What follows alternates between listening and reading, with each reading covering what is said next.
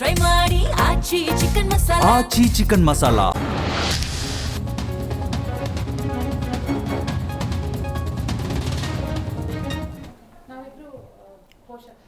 ನಮಸ್ಕಾರ. ಮೆಗಾ ಸುದ್ದಿ ವಿಶೇಷ ಕಾರ್ಯಕ್ರಮಕ್ಕೆ ಸ್ವಾಗತ. ನಾನು ಹಿಮಕುಮಾರ್. ನೋಡಿ, 1ನೇ ತರಗತಿಯ ಪ್ರವೇಶಾತಿಗೆ 6 ವರ್ಷ ಕಡ್ಡಾಯ ಅನ್ನುವಂಥ ನಿಯಮ ಇದೆ. ಅದು ಈ ವರ್ಷದಿಂದ ಆಗಬೇಕು ಅನ್ನುವಂಥ ನಿಯಮ. ಸೊ ಇದಕ್ಕೆ ಈಗ ವಿರೋಧ ವ್ಯಕ್ತವಾಗ್ತಾ ಇದೆ. ಕಳೆದ ಬಾರಿ 2025 ಮತ್ತು 26ನೇ ಸಾಲಿನ 5 ವರ್ಷ ಮತ್ತು 5 ತಿಂಗಳ ಸಡಿಲಿಕೆ ಏನಿದೆಯಲ್ಲ ಅದನ್ನೇ ಮುಂದುವರಿಸಿ ಅನ್ನುವಂಥ ಪೋಷಕರ ಒಂದು ಆಗ್ರಹ ಮನವಿ ಕೂಡ ಆಗ್ತಾ ಇದೆ. ಸೊ ಈ ವರ್ಷದಿಂದ ಕಡ್ಡಾಯವಾಗಿ 1ನೇ ತರಗತಿಗೆ ಪ್ರವೇಶ ಮಾಡಬೇಕು ಅಂತ ಹೇಳಿದ್ರೆ ಜೂನ್ 1ಕ್ಕೆ 6 ವರ್ಷ ಪೂರ್ಣ ಆಗಿರಬೇಕು ಅನ್ನುವಂಥ ನಿಯಮ ಇದೆ. ಸೊ ಹಂಗಾಗಿ ಎಷ್ಟು ವರ್ಷ ಕರೆಕ್ಟ್ ಆಗಿರಬೇಕು, ಒಂದು ವೇಳೆ 2 ದಿನನೋ 10 ದಿನನೋ ಅಥವಾ 1 ತಿಂಗಳಲ್ಲಿ ವ್ಯತ್ಯಾಸ ಇದ್ದರೆ ಆ ಮಕ್ಕಳ ಮೇಲೆ ಯಾವ ರೀತಿಯಾಗಿ ಪರಿಣಾಮ ಬೀರುತ್ತೆ. ಈಗ UKGಗೆ 1 ವರ್ಷ ಅನಾವಶ್ಯಕವಾಗಿ 1 ವರ್ಷ ವೇಸ್ಟ್ ಆಗುತ್ತೆ ಅನ್ನುವಂಥ ಲೆಕ್ಕಾಚಾರ, ಮತ್ತು ಪೋಷಕರು ಕೂಡ ಸಾಕಷ್ಟು ಕಳವಳವನ್ನು ವ್ಯಕ್ತಪಡಿಸ್ತಾ ಇರುವಂಥದ್ದು. ಆರ್ಥಿಕ ಹೊರೆ ಕೂಡ ಆಗತ್ತೆ, ಮಕ್ಕಳ ಮೇಲೂ ಕೂಡ ಪರಿಣಾಮ ಬೀರುತ್ತೆ. ಸೊ ಹಂಗಾಗಿ ಮತ್ತೊಮ್ಮೆ ಪರಿಶೀಲನೆ ಮಾಡಬೇಕು. ಈ 6 ವರ್ಷ ನಿಯಮ ಕಡ್ಡಾಯ ಇದೆಯಲ್ಲ ಅದನ್ನು ಸಡಿಲಿಕೆ ಮಾಡಬೇಕು ಅನ್ನುವಂಥದ್ದು. ಎಲ್ಲದರ ಬಗ್ಗೆ ಚರ್ಚೆ ಮಾಡೋಣ. ಇದು ಇವತ್ತಿನ ವಿಶೇಷ. 6 ವರ್ಷ ಕಡ್ಡಾಯನ ಮತ್ತೆ ವಯೋಮಿತಿ ಚರ್ಚೆ.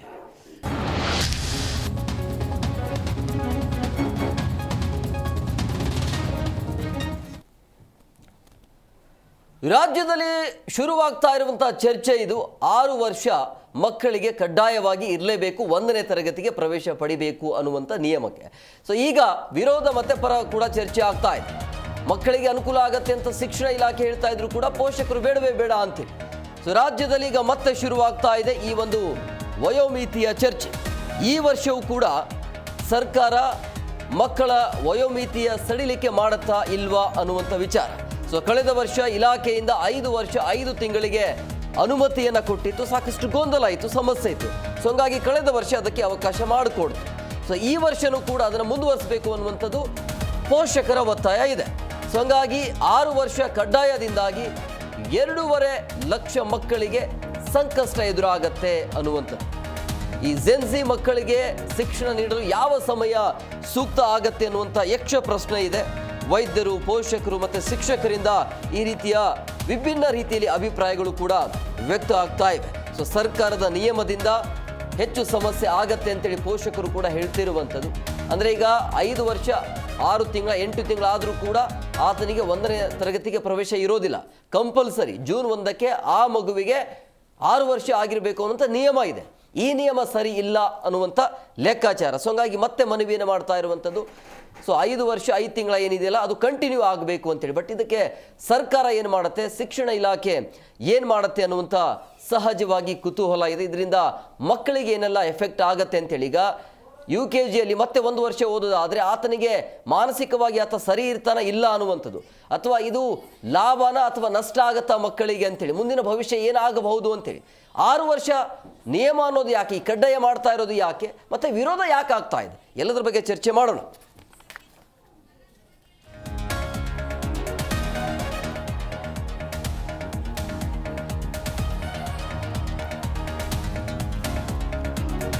ಸೊ ಹಂಗಾಗಿ ಸರ್ಕಾರದ ಈ ನಿಯಮದಿಂದ ಸಹಜವಾಗಿ ಪೋಷಕರಲ್ಲಿ ಆತಂಕ ಮತ್ತು ಕಳವಳ. ಅಂದರೆ ಈ ಖಾಸಗಿ ಸ್ಕೂಲ್ಗಳಲ್ಲಿ ವಿಪರೀತವಾಗಿ ಅಲ್ಲಿ ಅವ್ರಿಗೆ ಮಕ್ಕಳಿಗೆ ಪ್ರವೇಶಾತಿ ಜಾಸ್ತಿ ಇರುತ್ತೆ. ಸೊ ಹಂಗ ಫೀಸ್ಗಳನ್ನು ಕಟ್ಟಲಿಕ್ಕೆ ಆಗೋದಿಲ್ಲ ನಮಗೆ, 1 ವರ್ಷ ಮಕ್ಕಳ ಭವಿಷ್ಯವೂ ಕೂಡ ಹಾಳಾಗುತ್ತೆ ಮತ್ತು ನಮಗೂ ಕೂಡ ಆರ್ಥಿಕ ಹೊರೆ ಬೀಳುತ್ತೆ ಅನ್ನುವಂಥ ಲೆಕ್ಕಾಚಾರ. ಸೊ ಹಂಗಾಗಿ ಈಗ ಮತ್ತೆ ಮುನ್ನೆಲೆಗೆ ಬರ್ತಾ ಇರುವಂಥದ್ದು ಜೂನ್ಗೆ ಮತ್ತೆ ಸ್ಕೂಲ್ಗಳು ಆರಂಭ ಆಗುತ್ತೆ. ಸೊ ಹಂಗಾಗಿ ಮತ್ತೆ ಈ ರೀತಿಯ ಗೊಂದಲ ಸಮಸ್ಯೆಗಳು ಇರೋದ್ರಿಂದಾಗಿ ಏನು ನಿರ್ಧಾರವನ್ನು ತೆಗೆದುಕೊಳ್ಳಾಗುತ್ತೆ, 6 ವರ್ಷ ಯಾಕೆ ಬೇಕು, ಮತ್ತು ಕಳೆದ 10 ವರ್ಷಗಳ ಯಾವ ರೀತಿಯಾಗಿ ನಿಯಮಗಳು ಇದ್ದಾವೆ, ಅದಕ್ಕೆ ಅನುಗುಣವಾಗಿ ಸರಿಯಾದ ರೀತಿಯಲ್ಲಿ ಶಿಕ್ಷಣವನ್ನು ಮಾಡ್ಲಿಕ್ಕೆ ಆಗ್ತಿದೆಯಾ ಇಲ್ಲ ಅನ್ನೋದ್ರ ಬಗ್ಗೆ, ಆಮೇಲೆ ಪ್ರಮುಖವಾಗಿ ಮಕ್ಕಳ ಮೇಲೆ ಏನಾದರೂ ಎಫೆಕ್ಟ್ ಆಗತ್ತಾ ಈ 6 ವರ್ಷ ಅನ್ನೋದ್ರ ಬಗ್ಗೆ ಸುದೀರ್ಘವಾಗಿ ಚರ್ಚೆ ಮಾಡೋಣ. ಪ್ರಮುಖವಾಗಿ ಮಕ್ಕಳ ವಿಚಾರವಾಗಿ ಪೋಷಕರು ಏನು ಹೇಳ್ತಾರೆ, ಶಿಕ್ಷಕರು ಯಾಕೆ ಬೇಡ ಅಂತ ಹೇಳ್ತಿದ್ದಾರೆ, ಎಲ್ಲದರ ಬಗ್ಗೆ ಈ ಬಗ್ಗೆ ಮಾತನಾಡೋದಕ್ಕೆ ಅತಿಥಿ ಅವರು ಜಾಯ್ನ್ ಆಗಿದ್ದಾರೆ. ನಾನು ಅವ್ರನ್ನ ಕಾರ್ಯಕ್ರಮಕ್ಕೆ ವೆಲ್ಕಮ್ ಮಾಡ್ತೀನಿ. ಮೊದಲನೇದಾಗಿ ಮನಃಶಾಸ್ತ್ರಜ್ಞರಾಗಿರುವಂಥ ನಯನ್ ಅವರು, ಮೇಡಮ್ ಅವರ ಕಾರ್ಯಕ್ರಮಕ್ಕೆ ಆತ್ಮೀಯವಾದಂಥ ಸ್ವಾಗತ. ಹಾಗೆಯೇ ಧನುಷ ನಾಗರಾಜ್ ಅವರು ಪೋಷಕರಾಗಿ ಬಂದಿದ್ದಾರೆ, ಮೇಡಮ್ ಅವರ ಕಾರ್ಯಕ್ರಮಕ್ಕೆ ಆತ್ಮೀಯವಾದಂಥ ಸ್ವಾಗತ. ಇನ್ನು ಸ್ಕೂಲ್ ಸಂಯೋಜಕಿ ಶುಭ ಅನಂತ್ ಅವರು, ಮೇಡಮ್ ಅವರ ಕಾರ್ಯಕ್ರಮಕ್ಕೆ ಆತ್ಮೀಯವಾದಂಥ ಸ್ವಾಗತ.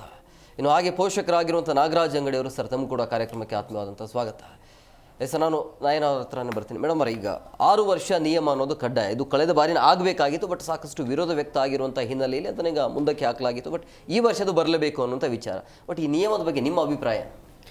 ಸರ್, ನಿಯಮ ಅಂದರೆ ಈಗ ನಾವು ಮನಃಶಾಸ್ತ್ರದ ಪ್ರಕಾರ ನೋಡೋದಾದರೆ ಮಕ್ಕಳು ಮೆಂಟಲ್ ಹೆಲ್ತು ಎಲ್ಲ ಮಕ್ಕಳದು ಒಂದೇ ಥರ ಇರಲ್ಲ. ಈ ನಿಯಮ ಅನ್ನೋದು ನಿಮ್ಮ ಒಂದು ಅಡ್ಮಿನಿಸ್ಟ್ರೇಷನ್ ಆ ಒಂದು ಈಸಿ ಆಗೋದಕ್ಕೋಸ್ಕರ ನೀವು ಮಾಡ್ಕೊಳ್ಳೋದು. ಬಟ್ ಮಕ್ಕಳು ವೀಕರ್ ಸೆಕ್ಷನ್ ಅಂತ ಬಂದಾಗ, ಈಗ ಮಕ್ಕಳಾಗಲಿ ವಯಸ್ಸಾದವರಾಗಲಿ ಅಥವಾ ಹೆಂಗಸರಾಗಲಿ ಆ ಒಂದು ಸೆಕ್ಷನಿಗೆ ಬಂದಾಗ ಆದಷ್ಟು ಫ್ಲೆಕ್ಸಿಬಲ್ ಆಗಿರಬೇಕು.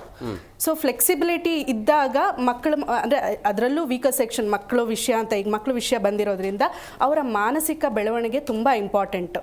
ಯಾಕಂದರೆ ಈಗ ಒಬ್ಬರೊಬ್ಬರು ಒಂದೊಂದು ಮಕ್ಕಳು ಪ್ರತಿಯೊಬ್ಬ ಮಕ್ಕಳದು ಈಗ ಅವರು ಬಿಹೇವಿಯರು, ಒಂದು ಗುಡ್ ಬಿಹೇವಿಯರು ಅಥವಾ ಬ್ಯಾಡ್ ಬಿಹೇವಿಯರು, ಅವ್ರದ್ದು ಒಂದು ವ್ಯಕ್ತಿತ್ವ ಪರ್ಸ್ನಾಲಿಟಿ ಡೆವಲಪ್ಮೆಂಟು ಹೆಂಗಾಗಿರುತ್ತೆ ಅಂದರೆ ಅವರ ಒಂದು ಕ್ವೋಷನ್ಸ್ ಅಂದರೆ ಕಾಗ್ನಿಟಿವ್ ಸ್ಕಿಲ್ಸಿಂದ ಅಂದರೆ ಒಂದು 6 ಕ್ವಶನ್ಸ್ ಬರುತ್ತೆ ಸೈಕಾಲಜಿಯಲ್ಲಿ, ಅದ್ರ ಮೇಲೆ ಡಿಪೆಂಡ್ ಆಗುತ್ತೆ ಮಕ್ಕಳ ಬೆಳವಣಿಗೆ ಹೇಗಾಗುತ್ತೆ ಅನ್ನೋದು. ಈ 0 to 2 years ಮಕ್ಕಳು ಒಂದು ಅಟ್ಯಾಚ್ಮೆಂಟ್ ಝೋನಲ್ಲಿ ಇರ್ತಾರೆ.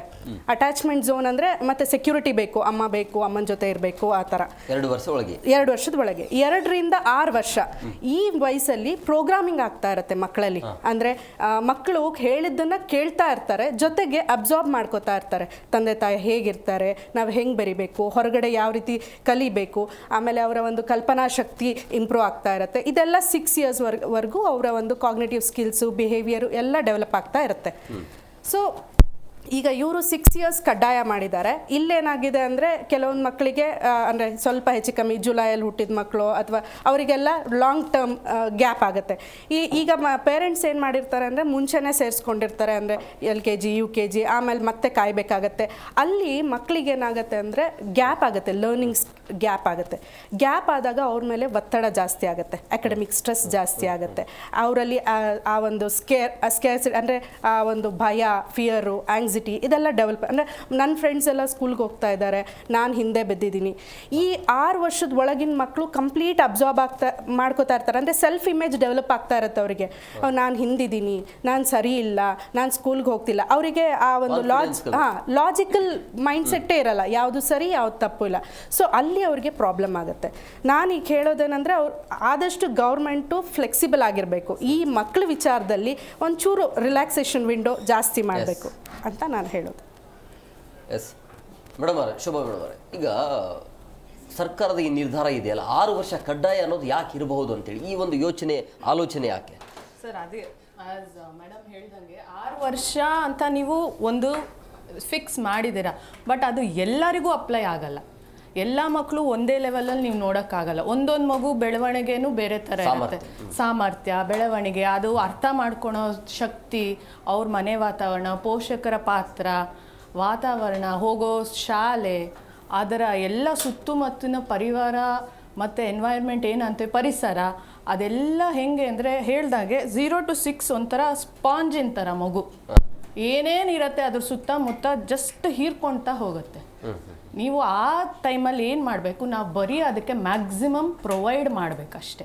ಅದಕ್ಕೆ ಎಷ್ಟಾಗತ್ತೆ ಎಲ್ಲ ಥರದ್ರಲ್ಲಿ ಆಲ್ರೌಂಡಾಗಿ ಮಗುಗೆ ಬೆಳವಣಿಗೆಗೆ ಏನೇನು ಬೇಕು, ಬರೀ ಒಂದು ಓದಿನ ದೃಷ್ಟಿಯಿಂದ ಅಲ್ಲ, ಸೋಷಿಯಲ್ ಸ್ಕಿಲ್ಸ್ ಅಂತ ನಾವೇನು ಹೇಳ್ತೀವಿ ಅದು, ಕಾಗ್ನೇಟಿವ್ ಸ್ಕಿಲ್ಸ್ ಅಂತ ಮೇಡಮ್ ಏನು ಅಂದರು ಅದು, ಮತ್ತು ಅವರಿಗೆ ಅವರ ಸುತ್ತಮುತ್ತ ಅದೇ ಏಜಿನವರ ಜೊತೆಗೆ ಹೇಗೆ ಬೆರೀತಾರೆ, ಹೇಗೆ ಮಾತಾಡ್ತಾರೆ, ಅವರು ಇಂಡಿಪೆಂಡೆಂಟಾಗಿ ರೋಟೀನಿಗೆ ಹೇಗೆ ಬರ್ತಾರೆ, ಇದು ಎಲ್ಲ ಆಗೋದು ಈ 0 to 6 years ಏಜಲ್ಲೇ ಮಾತ್ರ. ಮತ್ತು ಪ್ರತಿಯೊಂದು ಮಗು ಅದರದೇ ಸ್ಟೈಲಲ್ಲಿ ಅಥವಾ ಅದರದೇ ಪೇಸಲ್ಲಿ ಅದರದೇ ಒಂದು ಪ್ಯಾಟರ್ನಲ್ಲೇ ಹೋಗುತ್ತೆ. ಸೊ ನಾವು ಒಂದೇ ಸತಿ 6 ವರ್ಷ ಎಲ್ಲರೂ ಒಂದೇ ಥರ ಅಂತ ಫಿಕ್ಸ್ ಮಾಡಿಬಿಟ್ರೆ ಸುಮಾರು ಜನಕ್ಕೆ ಅದು ಏರ್ಪೇರು ಬ್ಯಾಲೆನ್ಸನ್ನು ಡಿಸ್ಟರ್ಬ್ ಮಾಡ್ದಂಗೆ ಆಗುತ್ತೆ, ಏರ್ಪೇರ್ ಆಗುತ್ತೆ ಮಗುಗೆ. ಸರ್ಕಾರ ಏನಂತ ಇಟ್ಕೊಂಡಿದೆ, ಒಂದು ನಾವು ಹೇಳೋ ಪ್ರಕಾರ ಇಟ್ ಕುಡ್ ಬಿ ಒಂದು ಏನಂದರೆ ಒಂದು ಈಕ್ವಲ್ ಇರಲಿ ಎಲ್ಲರಿಗೂ. ಒಂದು 5 ವರ್ಷ, ಒಂದು ತಿಂಗಳು ಈಚೆ, 1 ತಿಂಗಳು ಆಚೆ, ರಿಪಿಟೇಷನ್ ಇಲ್ಲ, ಎಲ್ಲರಿಗೂ ಕಡ್ಡಾಯವಾಗಿ ಒಂದು ಲೆವೆಲಲ್ಲಿ ಮಾಡೋಣ ಅಂತ ಒಂದು ಉದ್ದೇಶದಲ್ಲಿ ಮಾಡಿರ್ತಾರೆ. ಬಟ್ ಅದರ ಪರಿಣಾಮ ಕೂಡ ಇದೆ. ಏನಾಗತ್ತೆ, ಮಕ್ಕಳಿಗೂ ಮೇಡಮ್ ಹೇಳ್ದಾಗೆ ಎಲ್ಲರಿಗೂ ನಾವು ಒಂದೇ ಸ್ಕೇಲಲ್ಲಿ ನೋಡೋಕ್ಕಾಗಲ್ಲ, ಫ್ಲೆಕ್ಸಿಬಿಲಿಟಿ ಬೇಕೇ ಬೇಕು. ಜೂನ್, ಜುಲೈ, ಆಗಸ್ಟ್ ಅವರಿಗೆ ಸ್ವಲ್ಪ ಜಾಸ್ತಿ ಎಫೆಕ್ಟ್ ಆಗುತ್ತೆ. 6 ತಿಂಗಳ ಮೇಲಾದ ಮಕ್ಕಳಿಗೆ ಪರವಾಗಿಲ್ಲ, ನಾವು ಆ ಗ್ಯಾಪ್ ಕೊಡ್ಬೋದು, ಅವ್ರಿಗಿನ್ನ ಕಲೀಲಿಕ್ಕೆ ಆ ಟೈಮ್ ಇದೆ, ಸ್ವಲ್ಪ ಸ್ಲೋ ಮಾಡಿ ಒಂದು ಸ್ವಲ್ಪ ಮುಂಚೆನೇ ಪ್ಲ್ಯಾನ್ ಮಾಡಿ ಅವ್ರು ಯಾವಾಗ ಸೇರಿಸ್ತಾರೆ ಅನ್ನೋದನ್ನು ನೋಡ್ಬೋದು. ಬಟ್ ಸಿಸ್ಟಮಲ್ಲಿ ಇರೋರಿಗೆ ಆಗಲೇ ನಾವು ಇದನ್ನು ಇಂಪ್ಲಿಮೆಂಟ್ ಮಾಡಿದರೆ ತುಂಬಾ ಅದು ಎಫೆಕ್ಟ್ ಆಗುತ್ತೆ ಮಗುಗೆ. ಸೊ ಅದನ್ನು ಫ್ಲೆಕ್ಸಿಬಿಲಿಟಿನೂ ನಾವೇನು ಮಾಡ್ತೀವಿ, ಈ ಮಕ್ಕಳನ್ನು ಎಲ್ಲರನ್ನೂ ಇಟ್ಕೊಂಡೇ ಮಾಡಬೇಕು. ನೀವು ಒಂದೇ ಸತಿ ನಾವು ಮಾಡಿದಾಗ ಅದರ ಸೈಡ್ ಎಫೆಕ್ಟ್ ಆಗಲಿ ಪರಿಣಾಮಗಳು ಕೂಡ ಹಾಗೇ ಇರುತ್ತೆ. ನಾಗರಾಜ್ ಸರ್, ಪೋಷಕರ ವಿರೋಧ ವ್ಯಕ್ತವಾಗ್ತಾ ಇರೋಂಥ ಆರ್ಥಿಕ ಹೊರೆ ಆಗತ್ತೆ, ನಮ್ಗೆ ಬೇಡವೇ ಬೇಡ, ಈ ಮತ್ತೆ 1 ವರ್ಷ ಲಾಸ್ ಆಗತ್ತೆ, ಆಮೇಲೆ ಮಕ್ಕಳನ್ನು ನೋಡುವಂಥ ದೃಷ್ಟಿಕೋನ ಕೂಡ ಬೇರೆ ಥರ ಆಗತ್ತೆ ಅಂತ ಯಾಕೆ ವಿರೋಧವಾಗ್ತಾ ಇದೆ ಪೋಷಕರಿಂದ? ಮೊದಲನೇದಾಗಿ ಆರ್ಥಿಕ ಹೊರೆ ಅದು ಒಂದು ಆ್ಯಂಗಲ್. ಈಗ ನೀವು ನೋಡಿದ್ರೆ ಮಕ್ಕಳನ್ನ ಮಾತಾಡ್ಸಿದ್ರೆ ಅವ್ರು ಫಸ್ಟ್ ಕ್ವಶನ್ ಕೇಳೋದು, ನನ್ನ ಫ್ರೆಂಡ್ 1ನೇ ಕ್ಲಾಸಿಗೆ ಹೋಗ್ತಾ ಇದ್ದಾನೆ, ನಾನು ಯಾಕೆ ಹೋಗ್ತಾ ಇಲ್ಲ, ನಾನು ಫೇಲ್ ಆಗಿದ್ದೀನ? ಅವ್ರಿಗೇನು ಆನ್ಸರ್ ಮಾಡಬೇಕು ಆ್ಯಸ್ ಎ ಪೇರೆಂಟ್ಸ್? ಯಾಕಂದರೆ ಅವ್ರು ಆಲ್ರೆಡಿ ನೀವು 3 ವರ್ಷ ಅವ್ರನ್ನ ನೋಡ್ಕೊಂಡು ಬಂದಿರ್ತೀರ, ಸ್ಕೂಲಲ್ಲೂ ಅವ್ರನ್ನ ನೋಡಿರ್ತಾರೆ, ಸ್ಕೂಲಲ್ಲಿ ಟೀಚರ್ಸ್ ಅಪ್ರಿಷಿಯೇಟ್ ಮಾಡಿರ್ತಾರೆ, ಇವ್ರು ಚೆನ್ನಾಗಿ ಓದ್ತಾ ಇದ್ದಾನೆ, ಚೆನ್ನಾಗಿ ಕಲಿತಾ ಇದ್ದಾನೆ, ಒಳ್ಳೆ ಡೆವಲಪ್ ಆಗ್ತಾ ಇದ್ದಾರೆ ಅಂತೇಳಿ. ನೀವು ಒಂದೇ ಸರಿ ಮುಗಿದ ಕೂಡಲೇ ಅವ್ರಿಗೆ ಹೇಳ್ತೀರಾ ನೆಕ್ಸ್ಟು ಓಕೆ ನೀನು ಹೋಗೋಕ್ಕಾಗಲ್ಲ 1ನೇ ಕ್ಲಾಸಿಗೆ, ಯಾಕಂದರೆ ನೀನು 1 ದಿನ ಲೇಟಾಗಿ ಹುಟ್ಟಿದ್ಯಾ, ನೀನು 31 ಕೊಟ್ಟಬೇಕಾಗಿತ್ತು, ಇದು ನೀನು ಜೂನ್ 1 ಕೊಟ್ಟಿದ್ಯಾ, ಇದು ನಿನ್ನ ತಪ್ಪು. ಮಕ್ಕಳ ಮೇಲೆ ನಾನು ತಮಾಷೆಗೆ ಹೇಳ್ತಿರ್ಬೋದು, ತಮಾಷೆ ಅಲ್ಲ, ಅವ್ರು ಯೋಚನೆ ಮಾಡೋದು ಹಾಗೆ, ನಾನು 1 ದಿನ ತಪ್ಪಾಗಿ ಲೇಟಾಗಿ ಹುಟ್ಟಿದ್ದೀನಿ, ಸೊ ಹಾಗೆ ಆಲ್ರೆಡಿ ನಾನು 1 ವರ್ಷ ಫೇಲ್ ಆಗಿ 1 ವರ್ಷ ಫೇಲ್ ಆಗಿ ಹುಟ್ಬಿಟ್ಟಿದ್ದೀನಿ ಅಂತ. ಇದು ಆಗಬಾರ್ದಲ್ಲ, ಮಕ್ಕಳ ಮನಸ್ಸಿನ ಮೇಲೆ ತುಂಬ ಪರಿಣಾಮ ಬೀರುತ್ತೆ. ಈಗ ಅವರು ಎಷ್ಟು ಬ್ರೈಟ್ ಆಗಿ ಎಷ್ಟು ಇದರಲ್ಲಿ ಆನ್ಸರ್ ಮಾಡ್ತಾ ಇರ್ತಾರೆ, ಒಂದೇ ಸರಿ ಈ ಥರದ್ದು ಬಂದಮೇಲೆ ಅವ್ರು ತುಂಬ ಡಲ್ ಆಗಿಬಿಡ್ತಾರೆ. ನಾನು ಅಬ್ಸರ್ವ್ ಮಾಡಿದ್ದೀನಿ ಮಕ್ಕಳನ್ನ. ಒಂದು ಸ್ವಲ್ಪ ನಿಮ್ಮನ್ನು ನೀವು ಜಸ್ಟ್ ನೀನು ಇವತ್ತು ಚೆನ್ನಾಗಿ ಓದಿಲ್ಲ, ಚೆನ್ನಾಗಿ ಮಾಡಿಲ್ಲ ಅಂತ ಹೇಳಿ ಅಷ್ಟೇ, ಜಸ್ಟ್ ಆ ಥರದ್ದು ಕಮೆಂಟ್ಸ್ಗಳಿಗೆ ಅವ್ರು ಎಷ್ಟು ಡಲ್ ಆಗ್ತಾರೆ. ನೀವು 1 ವರ್ಷ ಹಿಂದಕ್ಕೆ ಹೋಗಬೇಕು, ನಿಮ್ಮ ಫ್ರೆಂಡ್ಸ್ ಎಲ್ಲ ಮುಂದೆ ಹೋಗ್ತಾರೆ ಅಂತಂದರೆ ಅವ್ರ ಮನಸ್ಸಿನ ಮೇಲೆ ತುಂಬ ಪರಿಣಾಮ ಬೀರುತ್ತೆ. ಹಾಗಾಗಿ ನಾವು ಸರ್ಕಾರಕ್ಕೆ ಅಥವಾ ಎಜುಕೇಷನ್ ಮಿನಿಸ್ಟರ್ ಆಯಿತು, ಮುಖ್ಯಮಂತ್ರಿಗಳಾಯಿತು, ಉಪಮುಖ್ಯಮಂತ್ರಿಗಳಿಗಾಯಿತು ಅದೇ ಮನವಿ ಸಲ್ಲಿಸ್ತಾ ಇದ್ದೀವಿ, ಸ್ವಲ್ಪ ನಮಗೆ ರಿಲ್ಯಾಕ್ಸೇಷನ್ ಮಾಡಿಕೊಡಿ. ಯಾಕಂದರೆ ನಾವು ಲಾಸ್ಟ್ 2 ವರ್ಷದಿಂದನೂ ಇದೇ ಹೋರಾಟ ಮಾಡ್ತಾ ಇದ್ದೀವಿ. ನಾವೇನು ಅಂದ್ಕೊಂಡಿದ್ವಿ, 2 ವರ್ಷ ಒಟ್ಟಿಗೆ ಎಲ್ಲ ಬ್ಯಾಚ್ಗೂ ಒಟ್ಟಿಗೆ ಇದನ್ನು ಅನುಕೂಲ ಮಾಡಿಕೊಡ್ತಾರೆ ಅಂತ ಅಂದ್ಕೊಂಡಿದ್ವಿ. ಆದರೆ 1 ವರ್ಷಕ್ಕೆ ರಿಲ್ಯಾಕ್ಸೇಷನ್ ಕೊಟ್ಬಿಟ್ಟು ಈ ವರ್ಷ ಮತ್ತೆ ನಾವು ಅದೇ ಡಿಬೇಟ್ ಮಾಡೋ ಹಾಗೆ ಕಂಟಿನ್ಯೂ ಆಗ್ತಾ ಇದೆ. ಎಸ್, ಧನುಷ್ ಮೇಡಮ್ ಅವರೇ, ಈ ಸರ್ಕಾರದ ಈ ಒಂದು ನಿಯಮ ನಿರ್ಧಾರದ ಬಗ್ಗೆ ನಿಮ್ಮ ಅಭಿಪ್ರಾಯ? ಸರ್, ಸರ್ಕಾರ ಆ್ಯಕ್ಚುಲಿ ಅವ್ರು ಏನು ಹೇಳಿದ್ರು, ಸ್ಟಾರ್ಟಿಂಗಲ್ಲಿ ಕನ್ಫ್ಯೂಷನ್ ಅವರಿಂದ ಸ್ಟಾರ್ಟ್ ಆಗಿದ್ದು. ಸಿದ್ದರಾಮಯ್ಯ ಸರ್ ಅವರು NEP ನಾವು ಯೂಸ್ ಮಾಡಲ್ಲ ಅಂತ ಹೇಳಿದ್ರು. ಅವರು ಸರಿ ಅಂತ SCP ಪ್ರಕಾರ ಏನು ಮಾಡ್ತಾರೋ ಅಂತ ಆ ಗೈಡ್ಲೈನ್ಸನ್ನೇ ಫಾಲೋ ಮಾಡ್ತೀನಿ ಅಂತ ಹೇಳಿದ್ದು. ಆ ಗೈಡ್ಲೈನ್ಸು ನವೆಂಬರ್ 2022 ಬಂದಿದ್ದು. ಅಷ್ಟರಲ್ಲಿ ನಮ್ಮ ಮಕ್ಕಳು ಆಗಲೇ ಸ್ಕೂಲಲ್ಲಿ ಇದ್ದರು. ನಾವು ಅವ್ರನ್ನ ಆಗಲೇ ನರ್ಸರಿಗೆ ಅಡ್ಮಿಟ್ ಮಾಡಿದ್ವಿ. ಐ ನೋ ನರ್ಸರಿಗೆ ಜೂನ್ 2023 ಅವ್ರು ಸ್ಟಾರ್ಟ್ ಆಗಿದ್ದು. ಬಟ್ ರೂಲ್ ಬಂದಿತ್ತು, ಬಟ್ ನಾವು ಆ ರೂಲ್ನ ನಮಗೆ ಆ್ಯಕ್ಚುಲಿ ಸ್ಕೂಲ್ಸ್ ಅವ್ರು ತಿಳಿಸಿರಲಿಲ್ಲ. ಅವರು ನನ್ನ ಮಗಳು ಆ್ಯಕ್ಚುಲಿ ಜೂನ್ 2 ಹುಟ್ಟಿದ್ದು, 2 ದಿನ, ಅದು ಜೂನ್ 2 ಬೆಳಿಗ್ಗೆ 7 ಗಂಟೆಗೆ. ಓಕೆ, ಸೊ ಗೌರ್ಮೆಂಟು ಆವಾಗ ಅದು ಕೊಟ್ಟಿದ್ದು. ನೆಕ್ಸ್ಟ್ ಇಯರ್ ಮತ್ತೆ ಅವ್ರದ್ದು ಸ್ವಲ್ಪ ಕನ್ಫ್ಯೂಷನ್ ಇತ್ತು, SCP ಇಂಪ್ಲಿಮೆಂಟ್ ಮಾಡ್ತಾರೋ ಇಲ್ವೋ ಅಂತ. 3 ವರ್ಷ ಅವರು ಆಗಲೇ ಕೊಟ್ಟಿದ್ದಾರೆ ನಮಗೆ relaxation. Last year Madhu Bangarappa sir ಅವರು ಪ್ರೆಸ್ ಕಾನ್ಫರೆನ್ಸಲ್ಲಿ SCPಯಲ್ಲಿ ಏನು ಹೇಳ್ತಾರೋ ನೆಕ್ಸ್ಟ್ ಇಯರು ಅದನ್ನು ನಾವು ಇಂಪ್ಲಿಮೆಂಟ್ ಮಾಡ್ತೀವಿ 2026 ಬ್ಯಾಚ್ಗೆ ಅಂತ ಹೇಳಿದ್ದಾರೆ. ಬಟ್ ನಾವಿವಾಗ ಏನು ಕೇಳ್ತಾ ಇದ್ದೀವಿ, SCPಯಲ್ಲಿ 90 ಡೇಸ್ ರಿಲ್ಯಾಕ್ಸೇಷನ್ ಇದೆ ಅಂತ ಹೇಳ್ತಾ ಇದ್ದಾರೆ. ನಾವು ಆ 90 ಡೇಸ್ ರಿಲ್ಯಾಕ್ಸೇಷನ್ ಮಾತ್ರ ನಮ್ಮ ಬ್ಯಾಚ್ಗೆ ಅಟ್ಲೀಸ್ಟ್ ಕೊಡೋಕ್ಕೆ ಹೇಳ್ತಾ ಇದ್ದೀವಿ. SCP ಇಂಪ್ಲಿಮೆಂಟ್ ಮಾಡಿಲ್ಲ ಅಂದ್ರೂ ನಮಗೆ 90 ಡೇಸ್ ಅಟ್ಲೀಸ್ಟ್ ರಿಲ್ಯಾಕ್ಸೇಷನ್ ಕೊಡಿ ನಮ್ಮ ಬ್ಯಾಚ್ಗೆ ಮಾತ್ರ.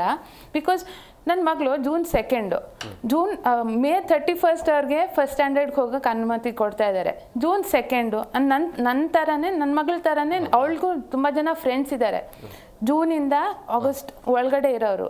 ಆಲ್ಮೋಸ್ಟ್ ರಾಜ್ಯದಲ್ಲಿ 2,40,000 ಮಕ್ಕಳಿದ್ದಾರೆ ಈ ಸಮಸ್ಯೆದಲ್ಲಿ ಇರೋ ಅಂಥವ್ರು. ಸೊ ಅವ್ರಿಗೆ ಅನುಮತಿ ಕೊಟ್ಟರೆ ನೆಕ್ಸ್ಟ್ ಇಯರ್ ಅವ್ರು ಹೋಗ್ಬೋದು. ಅವ್ರೇನು 3 ವರ್ಷ ಆಗಲೇ ಕಂಪ್ಲೀಟ್ ಆಗಿದೆ. ಅವರು ನರ್ಸರಿ ಕಂಪ್ಲೀಟ್ ಮಾಡಿದ್ದಾರೆ, LKG ಕಂಪ್ಲೀಟ್ ಮಾಡಿದ್ದಾರೆ, UKGನೂ ಕಂಪ್ಲೀಟ್ ಆಗ್ತಾ ಬಂತು. ಅವ್ರಿಗೆ ಮಾರ್ಚಲ್ಲಿ ಕಂಪ್ಲೀಟ್ ಆಗೋಗುತ್ತೆ. ನೆಕ್ಸ್ಟ್ ಇಯರ್ ಮತ್ತೆ ಅವ್ರಿಗೆ ಅನುಮತಿ 6 ವರ್ಷ ಕೊಡಲಿಲ್ಲ ಆಗ್ತಾ ಅಂದ್ರೆ ಇಲ್ಲ. 6 ವರ್ಷ ಆಗೋಗುತ್ತೆ ಅವ್ರಿಗೆ ಆ್ಯಕ್ಚುಲಿ ಏನೊಂದು 2 ದಿನ 3 ದಿನ 3 ದಿನ ವ್ಯತ್ಯಾಸದಲ್ಲಿ ಒಂದು ಫುಲ್ ವರ್ಷ ರಿಪೀಟ್ ಮಾಡೋದು ಸರಿ ಅಲ್ಲ ಅನ್ಸುತ್ತೆ ನಮಗೆ. ನಾವು ರಿಕ್ವೆಸ್ಟ್ ಮಾಡ್ತಾ ಇರೋದು SCP ಏನು ಅವರು ಹೇಳಿರೋ ಪ್ರಕಾರ SCP ಏನು ಹೇಳ್ತಾರೋ ಅದನ್ನ ಮಾತ್ರ ನಾವು ಅನ್ವಯ ಮಾಡ್ಕೊಡ್ತೀವಿ ನೆಕ್ಸ್ಟ್ ಇಯರ್ ಅಂತ ಹೇಳಿದ್ದಾರೆ. ಅದನ್ನು ಇಂಪ್ಲಿಮೆಂಟ್ ಮಾಡಿ ಅಂತ ಕೇಳ್ತಾ ಇದ್ದೀವಿ ಅಷ್ಟೇ ನಾವು ಸರ್ಕಾರದಿಂದ ಕೇಳ್ತಾ ಇರೋದು. ನಯನ ಮೇಡಮ್ ಅವರೇ, ಈಗ ಈ ವಯಸ್ಸಿಗಿಂತ ಸಾಮರ್ಥ್ಯ ಮುಖ್ಯ ತಾನೆ? ಹೌದು. ಅಂದರೆ ಸರ್ ಈಗ ಸಾಮರ್ಥ್ಯ ಒಂದೊಂದು ಮಕ್ಕಳದು ಬೇರೆ ಬೇರೆ ಥರ ಇರುತ್ತೆ. ಅದಕ್ಕೆ ನಾನು ಹೇಳಿದವಾಗಲೇ 6 ಕ್ವಾಲಿಟೀಸ್ ಅಂದರೆ 6 ಕ್ವಶನ್ಸ್ ಅಂತ ಪ್ರತಿಯೊಂದು ಮಕ್ಕಳಿಗೂ ಅವರ ಬೆಳವಣಿಗೆ ಚೆನ್ನಾಗಿರಬೇಕು ಅಂದರೆ ಈ 6 ವರ್ಷದಲ್ಲಿ ಏನು ಕಲಿತಾರೆ, ಏನು ಅಬ್ಸಾರ್ಬ್ ಮಾಡ್ಕೋತಾರೆ, ಇನ್ನು 100 ವರ್ಷ ಅದನ್ನೇ ಇಂಪ್ಲಿಮೆಂಟ್ ಮಾಡ್ತಾರೆ. ಈಗ ಮೊನ್ನೆ ಎಲ್ಲ ಮೊಬೈಲ್ದು ಪ್ರಾಬ್ಲಮ್ ಬಂತು, ಸ್ಟಿಮ್ಯುಲೇಷನ್ ಜಾಸ್ತಿ ಆಗ್ತಾ ಇದೆ, ಮಕ್ಕಳು ಸುಸೈಡ್ ಮಾಡ್ಕೋತಾ ಇದ್ದಾರೆ, ಅವರಿಗೆ ಲರ್ನಿಂಗ್ ಸ್ಕಿಲ್ಸ್ ಇಲ್ಲ, ಕೆಪಾಸಿಟಿ ಇಲ್ಲ, ಆಮೇಲೆ ಇದೆಲ್ಲ ಪ್ರಾಬ್ಲಮ್ಸ್ ರಿಲೇಷನ್ಶಿಪ್ಪಲ್ಲಿ ಪ್ರಾಬ್ಲಮ್ಸ್ ಬರ್ತಾ ಇದೆ, ಕರಿಯರ್ ಹ್ಯಾಂಡಲ್ ಮಾಡೋಕ್ಕೆ ಎಲ್ಲಿಂದ ಬರ್ತಾ ಇದೆ? ಈ 6 ವರ್ಷದಲ್ಲಿ ಅವರು ಬೆಳವಣಿಗೆ, ಮಾನಸಿಕ ಬೆಳವಣಿಗೆ ಹೆಂಗಾಗ್ತಾ ಇದೆ. ಈ 6 ವರ್ಷ ಅವರ ಒಂದು 6 ಕ್ವಶನ್ಸ್ ಅಂದರೆ ಫಸ್ಟು ನಾವು ಹ್ಯಾಪಿನೆಸ್ ಕ್ವಶನ್ ಅಂತ ಹೇಳ್ತೀವಿ. ಅಂದರೆ ಮಕ್ಕಳು ಎಷ್ಟು ಸಂತೋಷವಾಗಿರ್ತಾರೆ ಅಷ್ಟು ಅವರ ಒಂದು ಲರ್ನಿಂಗ್ ಕೆಪಾಸಿಟಿ ಜಾಸ್ತಿ ಆಗ್ತಾ ಹೋಗುತ್ತೆ. ಅಂದರೆ ಎಷ್ಟು ಚಿಕ್ಕ ಚಿಕ್ಕ ವಿಷಯದಲ್ಲಿ ಸಂತೋಷ ಪಡೋದು, ಅಂದರೆ ಕಲಿಕೆ ಜಾಸ್ತಿ, ಆ ಕ್ರಿಯೇಟಿವ್ ಸ್ಕಿಲ್ಸ್ ಬೆಳೆಸ್ಕೊಳ್ಳೋದು, ಎಷ್ಟು ಖುಷಿಯಾಗಿ ಅವರು ಹ್ಯಾಂಡಲ್ ಮಾಡ್ತಾರೆ, ಮನೇಲಿ ಇರ್ತಾರೆ, ಆ ಒಂದು ಇದ್ರ ಮೇಲೆ ಅವ್ರ ಸಾಮರ್ಥ್ಯ ಜಾಸ್ತಿ ಆಗುತ್ತೆ. ಅದು ಬರೋದೆಲ್ಲಿಂದ? ತಂದೆ ತಾಯಿಯಿಂದ, ಸುತ್ತ ಜನರಿಂದ, ಅದರಿಂದ ಬರುತ್ತೆ. ಇನ್ನೊಂದು ಕಾನ್ಸಂಟ್ರೇಷನ್ ಕೋಶಂಟ್, EQ IQ ಕೋಶಂಟು ಹೇಳ್ತೀವಿ. ಇನ್ನೊಂದು ಕಾನ್ಸಂಟ್ರೇಷನ್ ಕೋಶಂಟ್ ತುಂಬ ಮುಖ್ಯ. ಯಾಕಂದರೆ ಮಕ್ಕಳು ಎಲ್ಲಿ ಕಾನ್ಸಂಟ್ರೇಷನ್ ಕಡಿಮೆ ಆಗುತ್ತೆ ಅಲ್ಲಿ ಅವರು ಸ್ಟಿಮ್ಯುಲೇಷನ್ಗೆ ಒಳಗಾಗ್ತಾರೆ. ಅಂದರೆ ಮೊಬೈಲ್ ನೋಡಬೇಕು, ಸ್ಟಿಮ್ಯುಲೇಟ್ ಆಗೋದು, ಅಥವಾ ಕೆಟ್ಟ ಚಟಗಳಿಗೆ ಬಲಿಯಾಗೋದು. ಇದಕ್ಕೆಲ್ಲ ಕಾರಣ ಏನು ಅಂದರೆ ಕಾನ್ಸಂಟ್ರೇಷನ್ ಮಿಸ್ ಆಗೋದು. ಈ ಸಾಮರ್ಥ್ಯನೂ ಡೆವಲಪ್ ಆಗೋದು ಆ 6 ಇಯರ್ಸಲ್ಲಿ. ಹೇಗೆ ಈ 6 ವರ್ಷದಲ್ಲಿ ತಂದೆ ತಾಯಿ, ಪೇರೆಂಟ್ಸು, ಟೀಚರ್ಸು, ಸುತ್ತಮುತ್ತ ಅವ್ರ ಜೊತೆ ಹೆಂಗಿರ್ತಾರೆ, ಅವರ ಒಂದು ಬಾಂಡಿಂಗ್ ಹೆಂಗಿರುತ್ತೆ, ಅವರ ಕನೆಕ್ಷನ್ಸ್ ಹೆಂಗಿರುತ್ತೆ, ಹಾಗೆ ಅವರು ಡೆವಲಪ್ ಮಾಡ್ಕೋತಾ ಹೋಗ್ತಾರೆ. ಅವ್ರಿಗೆ ಇದು ಸರಿ, ಇದು ತಪ್ಪು ಗೊತ್ತಾಗಲ್ಲ. ಯಾರು ಹೆಂಗೆ ನಡ್ಕೋತಾರೆ, ಈಗ ನಿನಗೆ ಸ್ಕೂಲಿಗೆ ಹೋಗಲ್ಲ ಅಂತ ಫ್ರೆಂಡ್ಸ್ ಎಲ್ಲ ಹೋಗ್ತಿದ್ದಾರೆ, ಇದು ಹೋಗಲ್ಲ ಅಂದ ತಕ್ಷಣ ಫೇಲ್ಯೂರ್ ಅಲ್ಲಿಂದ ಶುರು ಆಯಿತು. ನಾನು ಯೋಗ್ಯತೆ ಇಲ್ಲ, ನನಗೆ ಬೆಳೀತಾ ಬೆಳೀತಾ ನಾನು ಯಾವುದಕ್ಕೂ ಯೋಗ್ಯತೆ ಇಲ್ಲ. ಸೊ ಇಲ್ಲಿ ಕಾನ್ಫಿಡೆನ್ಸ್ ಕಮ್ಮಿ ಆಗ್ತಾ ಆಗ್ತಾ ಏನಾಗುತ್ತೆ, ಸ್ಟಿಮ್ಯುಲೇಷನ್ ಬೇಕು ಅನಿಸುತ್ತೆ, ಮೊಬೈಲಿಗೆ ಅಡಿಕ್ಟ್ ಆಗ್ತಾರೆ, ನಾಳೆ ಡ್ರಿಂಕಿಂಗಿಗೆ, ಆಲ್ಕೋಹಾಲ್ಗೆ, ಸ್ಮೋಕಿಂಗಿಗೆ, ಇಲ್ಲ ಅಟ್ಯಾಚ್ಮೆಂಟಿಗೆ, ಇಲ್ಲ ರಿಲೇಷನ್ಶಿಪ್ಪಲ್ಲಿ ಪ್ರಾಬ್ಲಮ್ ಮಾಡ್ಕೋತಾರೆ. ಹೀಗೆ ಪ್ರತಿಯೊಂದು ಪ್ರಾಬ್ಲಮ್ ಮುಂದೆ ಫೇಸ್ ಮಾಡೋದು ಈ 6 ವರ್ಷದಲ್ಲೇ. ಸೊ ನಾವು ಹೇಳೋದು ಈ ವಯಸ್ಸು ಕಡ್ಡಾಯ ಏನು ಗೌರ್ಮೆಂಟ್ ಮಾಡ್ತಾ ಇದೆ, ಇದು ಆ್ಯಕ್ಚುಲಿ ನಾನು ನೋಡೋದಾದರೆ ಅವರೊಂದು ಅಡ್ಮಿನಿಸ್ಟ್ರೇಷನ್ಗೆ ಈಸಿ ಆಗಲಿ ಅಂತ ಮಾಡ್ತಾ ಇದ್ದಾರೆ. ಅಂದರೆ ಈಗ 5-6 ವರ್ಷದ ಒಳಗೆ ಏನಾದ್ರು ತೊಗೊಂಡ್ರು ಅಂದರೆ ಅವರಿಗೆ ಒಂದು ಅಸೆಸ್ಮೆಂಟ್, ಸೈಕಾಲಜಿಸ್ಟಿಂದ ಅಸೆಸ್ಮೆಂಟ್ ಬೇಕು, ರೆಡಿನೆಸ್ ಚೆಕ್ ಮಾಡಬೇಕು, ಮಕ್ಕಳಿಗೆ ಸಾಮರ್ಥ್ಯ ಇದೆಯಾ ಇಲ್ಲ ಎಲ್ಲ ಚೆಕ್ ಮಾಡಬೇಕು, ಅವ್ರಿಗೊಂದು ಲೀಗಲ್ ಕ್ಲಾರಿಟಿ ಬೇಕು. ಆಮೇಲೆ ಈಗ 6 ವರ್ಷ ಅಂತ ಮಾಡಿಬಿಟ್ರೆ ಡೇಟ್ ಆಫ್ ಬರ್ತ್ ಸರ್ಟಿಫಿಕೇಟ್ ಇದ್ದರೆ ಮುಗೀತು, ಅವರ ಅಡ್ಮಿನಿಸ್ಟ್ರೇಷನ್ ಈಸಿ ಆಗುತ್ತೆ. ಸೊ ಆ ಒಂದು ಅವರ ಅಡ್ಮಿನಿಸ್ಟ್ರೇಷನ್ ಈಸಿ ಆಗೋದಕ್ಕೋಸ್ಕರ, ಅಡ್ಮಿಷನ್ ಡಿಸ್ಪ್ಯೂಟ್ಸ್ ಇರದೇ ಇರೋದಕ್ಕೆ, ಅವರ ಒಂದು ಇದಕ್ಕೋಸ್ಕರ ಮಕ್ಕಳ ಒಂದು ಮಾನಸಿಕದ ಮೇಲೆ ಪ್ರಾಬ್ಲಮ್ ಮಾಡಬಾರ್ದು. ಸೊ ಇದರಲ್ಲಿ ಸ್ವಲ್ಪ ರಿಲ್ಯಾಕ್ಸೇಷನ್ ಕೊಟ್ಟರೆ ಆ ಮಕ್ಕಳು ಮಾನಸಿಕ ಬೆಳವಣಿಗೆ ಕೂಡ ಇಂಪ್ರೂವ್ ಆಗುತ್ತೆ. ಶುಭಾ ಮೇಡಮ್ ಅವರು, ಈಗ ಈ 6 ವರ್ಷ ಕಡ್ಡಾಯ ನಿಯಮದಿಂದ ಆಗುವಂಥ ಅನುಕೂಲ ಮತ್ತು ಅನಾನುಕೂಲ ಏನು? ಸರ್, ಅನುಕೂಲ ಅನ್ನೋದು ನಾವು ಕಡಿಮೆ ಅಂತಲೇ ಹೇಳ್ಬೋದು. ಯಾಕಂದರೆ ಅಗೇನ್ 6 ವರ್ಷ ಅಂತ ಹೇಳಿದೆ, ಆ ಕ್ಯಾಟಗರಿಲಿ ಆ ವಿಂಡೋಲ್ಲಿ ಬರೋ ಮಕ್ಳಿಗೆ ಮಾತ್ರ ಅದು ಅನ್ವಯ ಆಗುತ್ತೆ. ಅವ್ರಿಗೇನು ಪ್ರಾಬ್ಲಮ್ ಆಗಲ್ಲ, ಫಸ್ಟ್ ಸ್ಟ್ಯಾಂಡರ್ಡ್ ಅಡ್ಮಿಷನ್ ತೊಗೋತಾರೆ, ಏನೂ ಪ್ರಾಬ್ಲಮ್ ಇಲ್ಲ. ಬಟ್ ಆ ವಿಂಡೋಲ್ಲಿ ಇರದೇ ಇರೋರಿಗೆ ಮತ್ತೆ ಹೇಳೋದು, ನಾವು ರಿಪೀಟ್ ಮಾಡಿ ಅಂತ ಹೇಳೋದು 1 ವರ್ಷ ಇಲ್ಲ. ಕೆಲವರು ಇವಾಗ ಪೋಷಕರು ಎಲ್ಲರೂ ಆರ್ಥಿಕವಾಗಿ ಅದನ್ನು ಹೊರೆ ತೊಗೊಳೋ ಸ್ಟೇಟಲ್ಲಿ ಇದ್ದಾರೆ ಅಂತ ನಾವು ಹೇಳಲಿಕ್ಕಾಗಲ್ಲ. ಈಗ ನಿಮಗೆ ಗೊತ್ತಿರೋ ಫೀಸು 1.5 ಲಕ್ಷ ಕಡಿಮೆ ಎಲ್ಲೂ ನಿಮಗೇನು ಸಿಗಲ್ಲ ಕ್ವಾಲಿಟಿ ಎಡ್ಯುಕೇಷನ್ ಅಂತ ಹೋದಾಗ. ಮತ್ತೆ 1.5 ಲಕ್ಷ ಆ ಮಗು ಮತ್ತೆ ಓದಲಿಕ್ಕೆ ನಾನು ಖರ್ಚು ಮಾಡೋಕ್ಕೆ ರೆಡಿನಾ? ಪೋಷಕರಾಗಿ ನಾನು ಹೇಳಿದಾಗ ಅದು ನನಗೆ ಹೊರೆ ಆಗೇ ಆಗತ್ತೆ. ಸೊ ಇಲ್ಲ, ನಾನು ನನ್ನ ಮಗುಗೆ ನಿಲ್ಲಿಸ್ಲಿಕ್ಕಾಗಲ್ಲ, ನಿಲ್ಲಿಸ್ಲಿಕ್ಕಾಗಲ್ಲ, ಬೆಳವಣಿಗೆ ನಿಲ್ಲಿಸ್ಲಿಕ್ಕಾಗಲ್ಲ, ಹೆಂಗಾರೋ ಆಗಲಿ ಕಳಿಸ್ತೀನಿ ಅನ್ನೋರು ಇದ್ದಾರೆ. ಇಲ್ಲ, ನನಗಾಗಲ್ಲ, ಹೋದರೆ ಹೋಯ್ತು 1 ವರ್ಷ, ನಾನು ಮಗುನ ಮನೇಲಿ ಇಟ್ಕೋತೀನಿ ಅಂದರೆ ಅದರ ಪರಿಣಾಮಗಳು ಏನೇನು? ಮಗು ಮತ್ತು ಡಿಜಿಟಲ್ ಸ್ಕ್ರೀನ್ ಟೈಮಿಗೆ ಒಳಗಾಗತ್ತೆ. ಇಬ್ಬರು ವರ್ಕಿಂಗ್ ಇದ್ದೇ ಇರ್ತಾರೆ, ಮನೇಲಿ ವಯಸ್ಸಾದವ್ರು ಇರ್ಬೋದು, ಅವರು ಎಷ್ಟಂತ ಆ ಮಗುನ ಎಂಗೇಜ್ ಮಾಡ್ತಾರೆ, ನೋಡ್ಕೋತಾರೆ, ಹೇಳ್ಕೊಡ್ತಾರೆ. ಈಸಿ ಏನಾಗತ್ತೆ, ನೋಡಲಿಕ್ಕೆ ಟಿ ವಿ ಕೊಡ್ತಾರೆ, ಸ್ಕ್ರೀನ್ ಕೊಡ್ತಾರೆ, ಊಟ ಮಾಡಿಸ್ಲಿಕ್ಕೆ ಸ್ಕ್ರೀನ್ ಬರುತ್ತೆ. ಸೊ ಮಗುಗೆ ಏನಾಗತ್ತೆ, ಬರೀ ಅದರಿಂದ ಸೈಡ್ ಎಫೆಕ್ಟ್ಸ್ ಆಲ್ರೆಡಿ ನಾವು ನೋಡ್ತಾ ಇದ್ದೀವಿ. ಸುಮಾರು ಮಕ್ಕಳಿಗೆ ಸ್ಪೀಚ್ ಡಿಲೇಗಳಿದ್ದಾವೆ, ಐ ಟು ಐ ಕಾಂಟ್ಯಾಕ್ಟ್ ಮಾಡೋದಿಲ್ಲ. ಇದೆಲ್ಲ ಸ್ಲೋ ಆಗಿ ಆಲ್ರೆಡಿ ಡೆವಲಪ್ ಆಗಿರೋದ್ರಿಂದ ನಾವು ಅದನ್ನು ಹೇಳ್ತಾ ಇರ್ತೀವಿ ಸ್ಕೂಲಲ್ಲಿ ಕೂಡ. ಆದಷ್ಟು ಸಂಪರ್ಕ ಇಟ್ಕೊಳ್ಳಿ, ಮಾತಿಟ್ಕೊಳ್ಳಿ, ಆಚೆ ಫಿಸಿಕಲ್ ಆ್ಯಕ್ಟಿವಿಟಿ ಕೊಡಿ ಮಗುಗೆ. ಡಿಜಿಟಲ್ ಸ್ಕ್ರೀನ್ ಟೈಮ್ ತುಂಬಾ ಕಡಿಮೆ ಇಡಿ. ಸೊ ನಾವು ಇದನ್ನು ಪರಿಣಾಮ ಅಂತ ನೋಡೋಕ್ಕೆ ಹೋದರೆ, ರಿಪೀಟ್ ಮಾಡೋಕ್ಕೆ ಹೋದಾಗ ಆಲ್ರೆಡಿ ಮಗು ಕಲಿಸ್ಬಿಟ್ಟಿದೆ, UKG ಫುಲ್ ಆಗಿದೆ.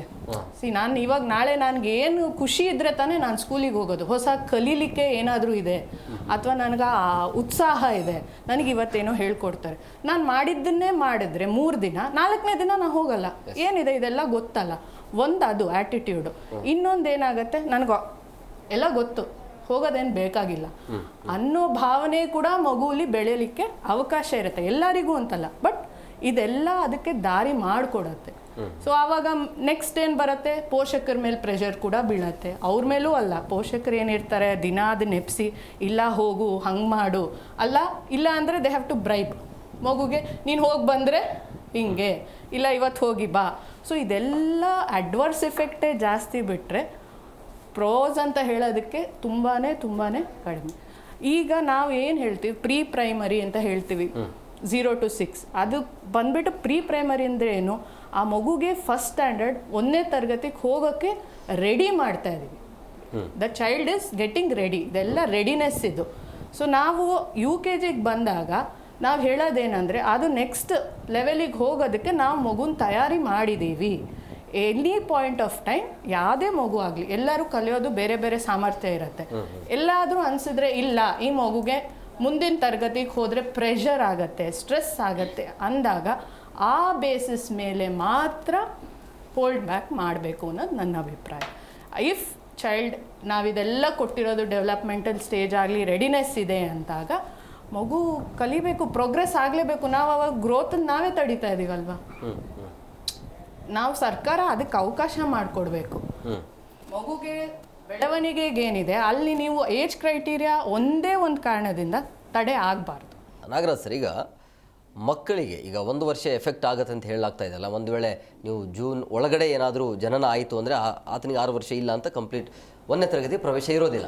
ಒಂದು ವೇಳೆ ಜೂನ್ ಒಳಗಡೆ ಇದ್ದರೆ, ಸೊ ಈಗ ಆ ರೀತಿಯಾದ 1 ವರ್ಷ ಮತ್ತೆ ಆತ ಓದಾಗ, ಅಂದರೆ ಆ ಮಗು ಮತ್ತೆ 1 ವರ್ಷ ಅದೇ ಸ್ಟ್ಯಾಂಡರ್ಡ್ಲಿ ಓದಬೇಕಾದ್ರೆ ಆತನಿಗೆ ಅನುಕೂಲ ಆಗುತ್ತಾ ಅನನುಕೂಲ ಆಗುತ್ತೆ? ಯಾಕಂದರೆ ಇನ್ನೂ ಚೆನ್ನಾಗಿ ಓದಲಿ ಅನ್ನುವಂಥ ಕಾರಣನ, ಅಥವಾ ಹೇಗೆ ಏನಿರುತ್ತೆ, ಮಗುವಿನ ಮೇಲೆ ಏನು ಪರಿಣಾಮ ಬೀರುತ್ತೆ ಅಂತೇಳಿ? ಸರ್, ನನ್ನ ಪ್ರಕಾರ ಮಗು ಚೆನ್ನಾಗಿ ಓದಬೇಕು, ಕರೆಕ್ಟು, ಬಟ್ ಹೊಸ ಥಿಂಗ್ಸ್ ಓದಬೇಕು. ಸೇಮ್ ಥಿಂಗ್ಸ್ ಓದಿರೋ ಥಿಂಗ್ಸ್ನೇ ಮತ್ತೆ ನೀನು ಓದು ಅಂತಂದರೆ ಅದು ಅವ್ರ ಮೇಲೆ ಅಡ್ವರ್ಸ್ ಎಫೆಕ್ಟೇ ಆಗುತ್ತೆ. ನೀನು ಕಲ್ತಿರೋದನ್ನೇ ಮತ್ತೆ ಇವಾಗಲೇ ನೀನು ABCD I ಓದಿದ್ಯಾ, ಈಗ ಮತ್ತೆ ಅದನ್ನೇ ಓದು ಅಂತಂದ್ರೆ ನನಗೆ ಬರುತ್ತೆ ಬಿಡು ಪಾಪ, ಅದನ್ನೇ ಯಾಕೆ ಮತ್ತೆ ಇನ್ನೊಂದ್ಸಲ ಓದಲಿ ಅಂತ. ಓಕೆ, ಅದು ಅವ್ರಿಗೆ ಹೊಸ ಥಿಂಗ್, ಇದು ಏಜ್ ಕಲೀಲಿಕ್ಕೆ. ಹೊಸ ಥಿಂಗ್ಸ್ ನೀವು ಎಷ್ಟು ಕೊಡ್ತೀರೋ ಅಷ್ಟು ಅವ್ರಿಗೆ ಕ್ಯೂರಿಯಾಸಿಟಿ ಇರುತ್ತೆ, ಕಲಿತಾ ಹೋಗ್ತಾರೆ. ಅದೇ ಎಷ್ಟು ನಾವು ಹೊಸ ಥಿಂಗ್ಸ್ ಕೊಡ್ತೀವಿ, ಒಳ್ಳೆ ಥಿಂಗ್ಸ್ ಕೊಡ್ತೀವಿ, ಅದನ್ನ ಅಬ್ಸರ್ವ್ ಮಾಡ್ತಾ ಹೋಗ್ತಾರೆ, ಅಡಾಪ್ಟ್ ಮಾಡ್ಕೊತಾ ಹೋಗ್ತಾರೆ, ಅವ್ರ ಕಾನ್ಫಿಡೆನ್ಸ್ ಡೆವಲಪ್ ಆಗ್ತಾ ಹೋಗುತ್ತೆ. ನೀವು ಯಾವಾಗ ಅವ್ರನ್ನ ವಾಪಸ್ ಬ್ಯಾಕ್ ಫುಟ್ಟಿಗೆ ಮೂವ್ ಮಾಡ್ತೀರಾ, ಅವ್ರದ್ದು ಯು ಡೋಂಟ್ ನೋ ನೆಕ್ಸ್ಟ್ ಮುಂದೆ ಭವಿಷ್ಯದಲ್ಲಿ ಅವ್ರು ಹೆಂಗೆ ಅದನ್ನು ತಗೊಳ್ತಾರೆ ಅಂಥೇಳಿ. ಅದು ಒಂದು ಅವ್ರ ಮನಸ್ಸಲ್ಲಿ ಹಾಗೆ ಉಳ್ಕೊಂಡ್ಬಿಡುತ್ತೆ. ನಾನು ಓದ್ತಾ ಇದ್ದೆ, ಚೆನ್ನಾಗಿ ಓದ್ತಾ ಇದ್ದೆ, ಯಾಕೆ ನನ್ನನ್ನು ಮತ್ತೆ ಹಿಂದೆ ಹಾಕಿದ್ರು ಅಂತ. ಧನುಷ ಮೇಡಮ್, ಈಗ ನಿಮ್ಮ ಪ್ರಕಾರ ಪೋಷಕರಾಗಿ 1ನೇ ತರಗತಿಯ ಮಕ್ಕಳಿಗೆ ಎಕ್ಸಾಕ್ಟ್ಲಿ ಎಷ್ಟು ಏಜ್ ಇರಬೇಕು ಅಂತ? ಸರ್, ಅವರು ಏಜ್ ಪ್ರಕಾರ ಸ್ಟ್ರಿಕ್ಟಾಗಿ 6 ವರ್ಷನೇ ಇರಬೇಕು ಅಂತ ಏನಿಲ್ಲ. ಸ್ವಲ್ಪ ಮಕ್ಕಳು ಈ ಕಾಲದಲ್ಲಿ ಮಕ್ಕಳು ತುಂಬ ಅಡ್ವಾನ್ಸ್ಡ್ ಆಗಿದ್ದಾರೆ. ಅವ್ರು ಯೋಚನೆ ಮಾಡೋ ರೀತಿ, ಅವ್ರಿಗೆ ಎಕ್ಸ್ಪೋಜರು ಜಾಸ್ತಿ ಇದೆ. ಈಗ ನಮ್ಮ ಮಕ್ಕಳಿಗೆ ಆ್ಯಕ್ಚುಲಿ ಒಂದು ತೋರಿಸಿದ್ರೆ ಅವ್ರ ಗ್ರಾಸ್ಪಿಂಗ್ ಕೆಪಾಸಿಟಿನೂ ಅಷ್ಟೇ ಇದೆ. ಮುಂಚೆ ನಾವು ಚಿಕ್ಕವರಿದ್ದಾಗ ನಮ್ಗೆ ಅಷ್ಟು ಇರಲಿಲ್ಲ ಅನಿಸುತ್ತೆ. ಬಟ್ ಈ ಕಾಲದಲ್ಲಿ ಮಕ್ಕಳು ತುಂಬ ಅಡ್ವಾನ್ಸ್ಡ್ ಆಗಿದ್ದಾರೆ. ಅವ್ರಿಗೊಂದು ಸ್ವಲ್ಪ ಅವ್ರಿಗೆ ಮೊಬೈಲಲ್ಲೂ ನೋಡ್ತಾ ಇರ್ತಾರೆ, ಅವ್ರು TV-ಯಲ್ಲಿ ಇಲ್ಲ ಫ್ರೆಂಡ್ಸ್ ಜೊತೆನೆ ಮಾತಾಡೋದು, ಅವ್ರು ಮಾತಾಡೋ ರೀತಿನೂ ಕೇಳ್ಬೇಕು ನೀವು. ಎಷ್ಟು ಅಡ್ವಾನ್ಸ್ ಆಗಿ, ಎಷ್ಟು ದೊಡ್ಡವ್ರ ಥರ ಮಾತಾಡ್ತಾ ಇರ್ತಾರೆ ಗೊತ್ತಾ ಅವರು. ಸ್ವಲ್ಪ ಅವ್ರಿಗಾಗಲೇ ಎಷ್ಟೊಂದು ಗೊತ್ತಿರುತ್ತೆ, ನಾವು ಇನ್ನೂ ಅವ್ರು ಚಿಕ್ಕ ಮಕ್ಕಳು ಅಂತ ಅಂದ್ಕೊಳ್ತಾ ಇರ್ತೀವಿ, ಬಟ್ ಅದು ಆ್ಯಕ್ಚುಲಿ ಅವ್ರು ಹಂಗಲ್ಲ, ಅವ್ರಿಗೆ ಆ್ಯಕ್ಚುಲಿ ಅಡ್ವಾನ್ಸ್ ಆಗಿರ್ತಾರೆ. ಸೊ ನನ್ನ ಪ್ರಕಾರ 6 ವರ್ಷ ಅಂತ ಸ್ಟ್ರಿಕ್ಟಾಗಿ ಕಡ್ಡಾಯ ಆಗಿರಬಾರ್ದು, ಒಂದು ಸ್ವಲ್ಪ ರಿಲ್ಯಾಕ್ಸೇಷನ್ ಇರಲೇಬೇಕು. ಬಿಕಾಸ್ ಮಕ್ಕಳ ಮೇಲೆ ಒಂದೊಂದು ಮಗು ಡಿಫ್ರೆಂಟ್ ಆಗಿರುತ್ತೆ ಸರ್. ಸೊ ಯು ಕ್ಯಾನ್ ಎಲ್ಲರಿಗೂ ಒಂದೇ ಥರ ಕೊಡಬೇಕು ಅಂತ ರೂಲು ಸ್ಟ್ರಿಕ್ಟಾಗಿ ಇರಬಾರ್ದು ಅಂತ ನನ್ನ ಯೋಚನೆ. ನಯನಾ ಮೇಡಮ್ ಅವ್ರು, ಈಗ 1 ವರ್ಷ ಮತ್ತೆ ಅದೇ ಸ್ಕೂಲಲ್ಲಿ ಆ ಹುಡುಗ ಓದಿದ್ರೆ ಆತನಿಗೆ ಏನೆಲ್ಲ ಎಫೆಕ್ಟ್ ಆಗಬಹುದು, ಅಂದರೆ ಆತ್ಮವಿಶ್ವಾಸ ಕಳೆದುಕೊಳ್ತಾನ ಹೇಗೆ? ಹೌದು ಸರ್, ಖಂಡಿತ. ಯಾಕಂದರೆ ನಾನು ಹೇಳಿದ್ನಲ್ಲ, ಅವರಿಗೆ ಲಾಜಿಕಲ್ ಥಿಂಕಿಂಗ್ ಗೊತ್ತಾಗಲ್ಲ, ಯಾವ್ದು ಸರಿ ತಪ್ಪು ಏನು ಗೊತ್ತಾಗಲ್ಲ. ಎಲ್ಲರೂ ಏನು ಮಾಡ್ತಾರೆ, ಫ್ರೆಂಡ್ಸ್ ಹೆಂಗಿದ್ದಾರೆ, ಪೇರೆಂಟ್ಸ್ ಏನು ಹೇಳ್ತಾರೆ, ಅದ್ರ ಮೇಲೆ ಅದ್ರದ್ದು ಮಾನಸಿಕ ಬೆಳವಣಿಗೆ ಬೆಳೀತಾ ಹೋಗುತ್ತೆ. ನಾನು ವೀಕ್ ಇದ್ದೀನಿ, ನಾನು ಫೇಲ್ ಆಗಿದ್ದೀನಿ. ಈಗ ಸರ್ ಹೇಳ್ತಾ ಇದ್ರು, ಮೆಡ್ಲ್ ತೊಗೊಂಡು ಬಂದ ನನ್ನ ಮಗ ಈಗ UKGಯಲ್ಲಿ ಚೆನ್ನಾಗಿ ಓದಿದ್ದೀನಿ ಅಂತ. ಈಗ ನೆಕ್ಸ್ಟ್ ಏನು ಹೇಳಲಿ, ನಿನಗೆ ಅಪ್ರಿಷಿಯೇಟ್ ಮಾಡಬೇಕಾ, ಇಲ್ಲ ನಾನು ಇಲ್ಲ ಮಗ ನೀನು ಮುಂದೆ ನೆಕ್ಸ್ಟ್ ಸ್ಕೂಲಿಗೆ ಹೋಗೋಕ್ಕಾಗಲ್ಲ. ಈಗ ಅದು ಮೆಡ್ಲ್ ತೊಗೊಂಡು ಅಷ್ಟು ಖುಷಿಯಿಂದ ನಾನು ಗೆದ್ದೆ ಅಂತ ಬಂದಾಗ ನೀನು ನೆಕ್ಸ್ಟ್ ಸ್ಕೂಲಿಗೆ ಹೋಗಲ್ಲ ಅಂದಾಗ ಅದ್ರ ಮನಸ್ಸಿಗೆ ಏನು ಅನ್ಕೊಳ್ಳುತ್ತೆ, ನಾನು ಉಪಯೋಗಕ್ಕೆ ನಾನು ಇಷ್ಟೆಲ್ಲ ಕಷ್ಟಪಟ್ಟಿದ್ದೀನಿ, ಸೊ ನನಗೆ ನನ್ನ ಇಮೇಜ್ ಕಂಪ್ಲೀಟಾಗಿ ಹಾಳಾಯಿತು, ಕಾನ್ಫಿಡೆನ್ಸ್ ಕಂಪ್ಲೀಟಾಗಿ ಇನ್ನು ಮುಂದೆ ನಾನು ಇದನ್ನು ಮಾಡಬಾರ್ದು ಅನ್ನೋದು ಕಲಿಯುತ್ತೆ. ಸಬ್ಕಾನ್ಷಿಯಸ್ ಹೆಂಗೆ ಅಂದರೆ ಅದಕ್ಕೆ ಬೇಜಾರಾಗೋದು, ಖುಷಿ ಆಗೋದು, ಇದೆರಡೇ ಅರ್ಥ ಆಗೋದು. ಈಗ ನಾವೇನಾದ್ರು ಜಾಸ್ತಿ ಟೋನಲ್ಲಿ ವಾಯ್ಸಲ್ಲಿ ಮಾತಾಡಿದ್ರೆ ಅದು ಅಂದ್ಕೊಳ್ಳುತ್ತೆ ನಂಗೆ ಬೈತಾ ಇದ್ದಾರೆ ಅಂತ. ನೀವು ಒಳ್ಳೆ ಮಾತೇ ಸ್ವಲ್ಪ ಜೋರಾಗಿ ಬೈರಿ, ಅದು ನಂಗೆ ಬೈತಾ ಇದ್ದಾರೆ ಅಂದ್ಕೊಳ್ಳುತ್ತೆ. ಅಪ್ರಿಷಿಯೇಟ್ ಮಾಡಿ ನಂಗೆ ಖುಷಿ, ನನ್ನನ್ನು ಹೊಗಳ್ತಾ ಇದ್ದಾರೆ, ಇದೆರಡೇ ಗೊತ್ತಾಗೋದು. ಈಗ ನೀನು ಮುಂದೆ ಹೋಗೋಕ್ಕಾಗಲ್ಲ, ನೀನು ಮಾಡೋಕ್ಕಾಗಲ್ಲ ಅಂತೆಲ್ಲ ಅಪ್ಪ ಅಮ್ಮ ಬೇಜಾರಲ್ಲಿ ಹೇಳಿದಾಗ ಮಗು ನಾನೇನೋ ತಪ್ಪು ಮಾಡಿದೆ, ನನಗೆ ಇದಕ್ಕೆ ಯೋಗ್ಯತೆ ಇಲ್ಲ, ನಾನು ಮಾಡೋಕ್ಕಾಗಲ್ಲ. ಸೊ ಆ ಸಣ್ಣದಿಂದನೇ ಇಲ್ಲಿಂದನೇ ಶುರುವಾಯಿತು, ನಾನು ಸರಿ ಇಲ್ಲ, ಆ ಸೆಲ್ಫ್ ಸಬೋಟೇಜ್ ಪ್ರಾಬ್ಲಮ್ ಶುರುವಾಯಿತು, ಆ್ಯಂಗ್ಸಿಟಿ ಡೆವಲಪ್ ಆಯಿತು. ಆ್ಯಂಗ್ಸಿಟಿ ಯಾವಾಗ ಆಗುತ್ತೆ ಅಂದರೆ ಫಿಯರ್ ಜಾಸ್ತಿ ಆಗುತ್ತೆ. ಎಲ್ಲ ಮಕ್ಕಳು ಸ್ಕೂಲ್ಗೆ ಹೋಗ್ತಾ ಇದ್ದಾರೆ, ನನ್ನ ಉಪಯೋಗ ಇಲ್ಲ ಅಂದಾಗ ಫಿಯರ್ ಒಳಗಡೆ ನನ್ನದೇನೋ ಪ್ರಾಬ್ಲಮ್ ಇದೆ, ನನ್ನಲ್ಲೇನೋ ಡಿಫೆಕ್ಟಿವ್ ಇದೆ, ಆ ಫಿಯರ್ ಜಾಸ್ತಿ ಆಗುತ್ತೆ, ಆ್ಯಂಗ್ಸಿಟಿ ಜಾಸ್ತಿ ಆಗುತ್ತೆ. ಸೋಷಿಯಲ್ ಆಗಿ ಮಿಂಗಲ್ ಆಗಲ್ಲ, ಕಮ್ಯುನಿಕೇಷನ್ ಪ್ರಾಬ್ಲಮ್ ಆಗುತ್ತೆ, ಜಗಳ ಆಡ್ಕೋತಾರೆ. ಮನೇಲಿ ಸಿಬ್ಲಿಂಗ್ಸ್ ಇದ್ದರೆ ಜಗಳ ಆಡ್ಕೊಳ್ಳೋದು, ಫ್ರಸ್ಟ್ರೇಷನ್ ಅಂದರೆ ಆ ಒಂದು ಕಮ್ಯುನಿಕೇಷನ್ ಸ್ಕಿಲ್ಲೇ ಹೊರಟೋಗ್ಬಿಡುತ್ತೆ. ನಾನು ಹೆಂಗೆ ಮಾತಾಡಬೇಕು, ಯಾರ ಜೊತೆ ಹೆಂಗೆ ಬಿಹೇವ್ ಮಾಡಬೇಕು, ಇದ್ರದ್ದು ಎಬಿಲಿಟಿ ಎಲ್ಲ ಕಡಿಮೆ ಆಗ್ತಾ ಹೋಗುತ್ತೆ, ಫ್ರಸ್ಟ್ರೇಷನ್ ಜಾಸ್ತಿ ಆಗುತ್ತೆ. ಇದೆಲ್ಲ ಜಾಸ್ತಿ ಆದಾಗ ತಂದೆ ತಾಯಿಗಳಿಗೆ ಪ್ರಾಬ್ಲಮ್ ಆಗುತ್ತೆ, ಮಕ್ಕಳನ್ನ ಹ್ಯಾಂಡ್ಲ್ ಮಾಡೋದಕ್ಕೆ ಪ್ರಾಬ್ಲಮ್ ಆಗುತ್ತೆ. ಈಗ ತಂದೆ ತಾಯಿಗಳು ಏನಕ್ಕೋಸ್ಕರ ದುಡಿತಾರೆ, ಮಕ್ಕಳ ಭವಿಷ್ಯ ಚೆನ್ನಾಗಿರಲಿ ಅಂತ ದುಡಿತಾರೆ. ಮಕ್ಕಳು ಇಲ್ಲಿಂದಾನೇ ಪ್ರಾಬ್ಲಮ್ ಡಿಫೆಕ್ಟಿವ್ ಆಗಿ ಬರ್ತಾ ಇದ್ದರೆ ಅವರ ಮುಂದಿನ ಭವಿಷ್ಯ ಹೆಂಗಿರುತ್ತೆ, ಹೆಂಗೆ ಚೆನ್ನಾಗಿರೋಕ್ಕೆ ಸಾಧ್ಯ? ಈಗ ಸರ್ಕಾರನೂ ಏನಕ್ಕೆ ಇವೆಲ್ಲ ಮಾಡ್ತಾ ಇದೆ, ಮಕ್ಕಳು ಇವರೇ ನಾಳೆ ಪ್ರಜೆಗಳು, ಇವರಿಗೆ ನಾಳೆ ಒಳ್ಳೆ ರೀತಿಯಲ್ಲಿ ಅವರ ವ್ಯಕ್ತಿತ್ವ ಬೆಳವಣಿಗೆ ಆದರೆ ಅವರು ಕೂಡ ಮುಂದೆ ಲೀಡರ್ಸ್ ಆಗುವಂಥವ್ರು. ಈಗ ಇಲ್ಲಿಂದನೇ ಡಿಫೆಕ್ಟಿವ್ ಆಗಿ ಬಂದ್ಬಿಟ್ರೆ ನಾಳೆ ಒಳ್ಳೆ ಲೀಡರ್ಸ್ ಹೆಂಗಾಗ್ತಾರೆ? ಸೊ ಎಲ್ಲದರಲ್ಲೂ ಪ್ರಾಬ್ಲಮ್ ಶುರು ಆಗುತ್ತೆ. ಸಡಿಲಿಕ್ಕೆ ಬೇಕು ಅಂತ ಹೇಳ್ತಾ ಇದ್ದಾರೆ, ಫ್ಲೆಕ್ಸಿಬಿಲಿಟಿ ಇರಲೇಬೇಕು. ಶುಭ ಮೇಡಮ್, ಈಗ ಒಂದು ವೇಳೆ ಈ ರೀತಿ ನಿರ್ಧಾರದಿಂದಾಗಿ ದಾಖಲಾತಿಯ ಸಂಖ್ಯೆ ಕುಸಿತ ಆಗುವಂಥ ಸಾಧ್ಯತೆ ಇರುತ್ತಾ? ಮಕ್ಕಳ ಬರೋವರ ಸಂಖ್ಯೆ, ಶಾಲೆಗೆ ಬರೋವರ ಸಂಖ್ಯೆ ಕಡಿಮೆ ಆಗುವಂಥ ಸಾಧ್ಯತೆ ಇರುತ್ತೆ ಈ ಒಂದು ನಿರ್ಧಾರದಿಂದಾಗಿ? ಸರ್, ಕಡಿಮೆ ಅಂತ ಹೇಳಲಿಕ್ಕಾಗಲ್ಲ. ಬಿಕಾಸ್ ಏನಾಗುತ್ತೆ, ಪೇರೆಂಟ್ಸ್ ಪೋಷಕರಿಗೆ ಮತ್ತೆ ಭಯ, ಮಗುಲ್ ಮನೇಲಿ ಇಟ್ಕೊಳ್ಳ, ಕಳಿಸ್ಲಾ, ಅವ್ರ ಮನೇಲಿ ಇಟ್ಕೊಂಡ್ರೆ ಏನು, ಹಾಗೆ ಫೇಲಿಯರ್ ಇದಾಗತ್ತೆ, ಅವ್ರನ್ನ ಹೆಂಗೆ ಮಾನಿಟರ್ ಮಾಡಲಿ.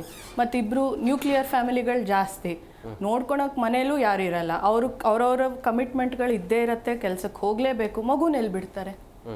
ಸೊ ಇವಾಗ ಏನಾಗುತ್ತೆ, ಇಲ್ಲ ಎಲ್ರಿಗೂ ನಡೆಸ್ತಿದಾರಲ್ಲ, ಕಳಿಸ್ತಿದ್ದಾರೆ, ಕಳ್ಸೋಣ ಅನ್ನೋರು ಇರ್ತಾರೆ. ಕೆಲವರು ಫೈಟ್ ಮಾಡಿ ಇದರ ಲಾಂಗ್ ಟರ್ಮ್ ಎಫೆಕ್ಟ್ ಏನಿದೆ, ಮುಂದಕ್ಕೆ ಹೆಂಗೆ ಎಫೆಕ್ಟ್ ಆಗುತ್ತೆ ಮಗುಗೆ ಮಾನಸಿಕವಾಗಿ ಅಂತ ಏನು ಹೇಳ್ತಾರೆ, ಅದನ್ನು ಯೋಚನೆ ಮಾಡೋರು ನಿಂತ್ಕೊಂಡು ಇದನ್ನು ಪ್ರಶ್ನೆ ಮಾಡಬೇಕು, ಕೇಳಬೇಕು.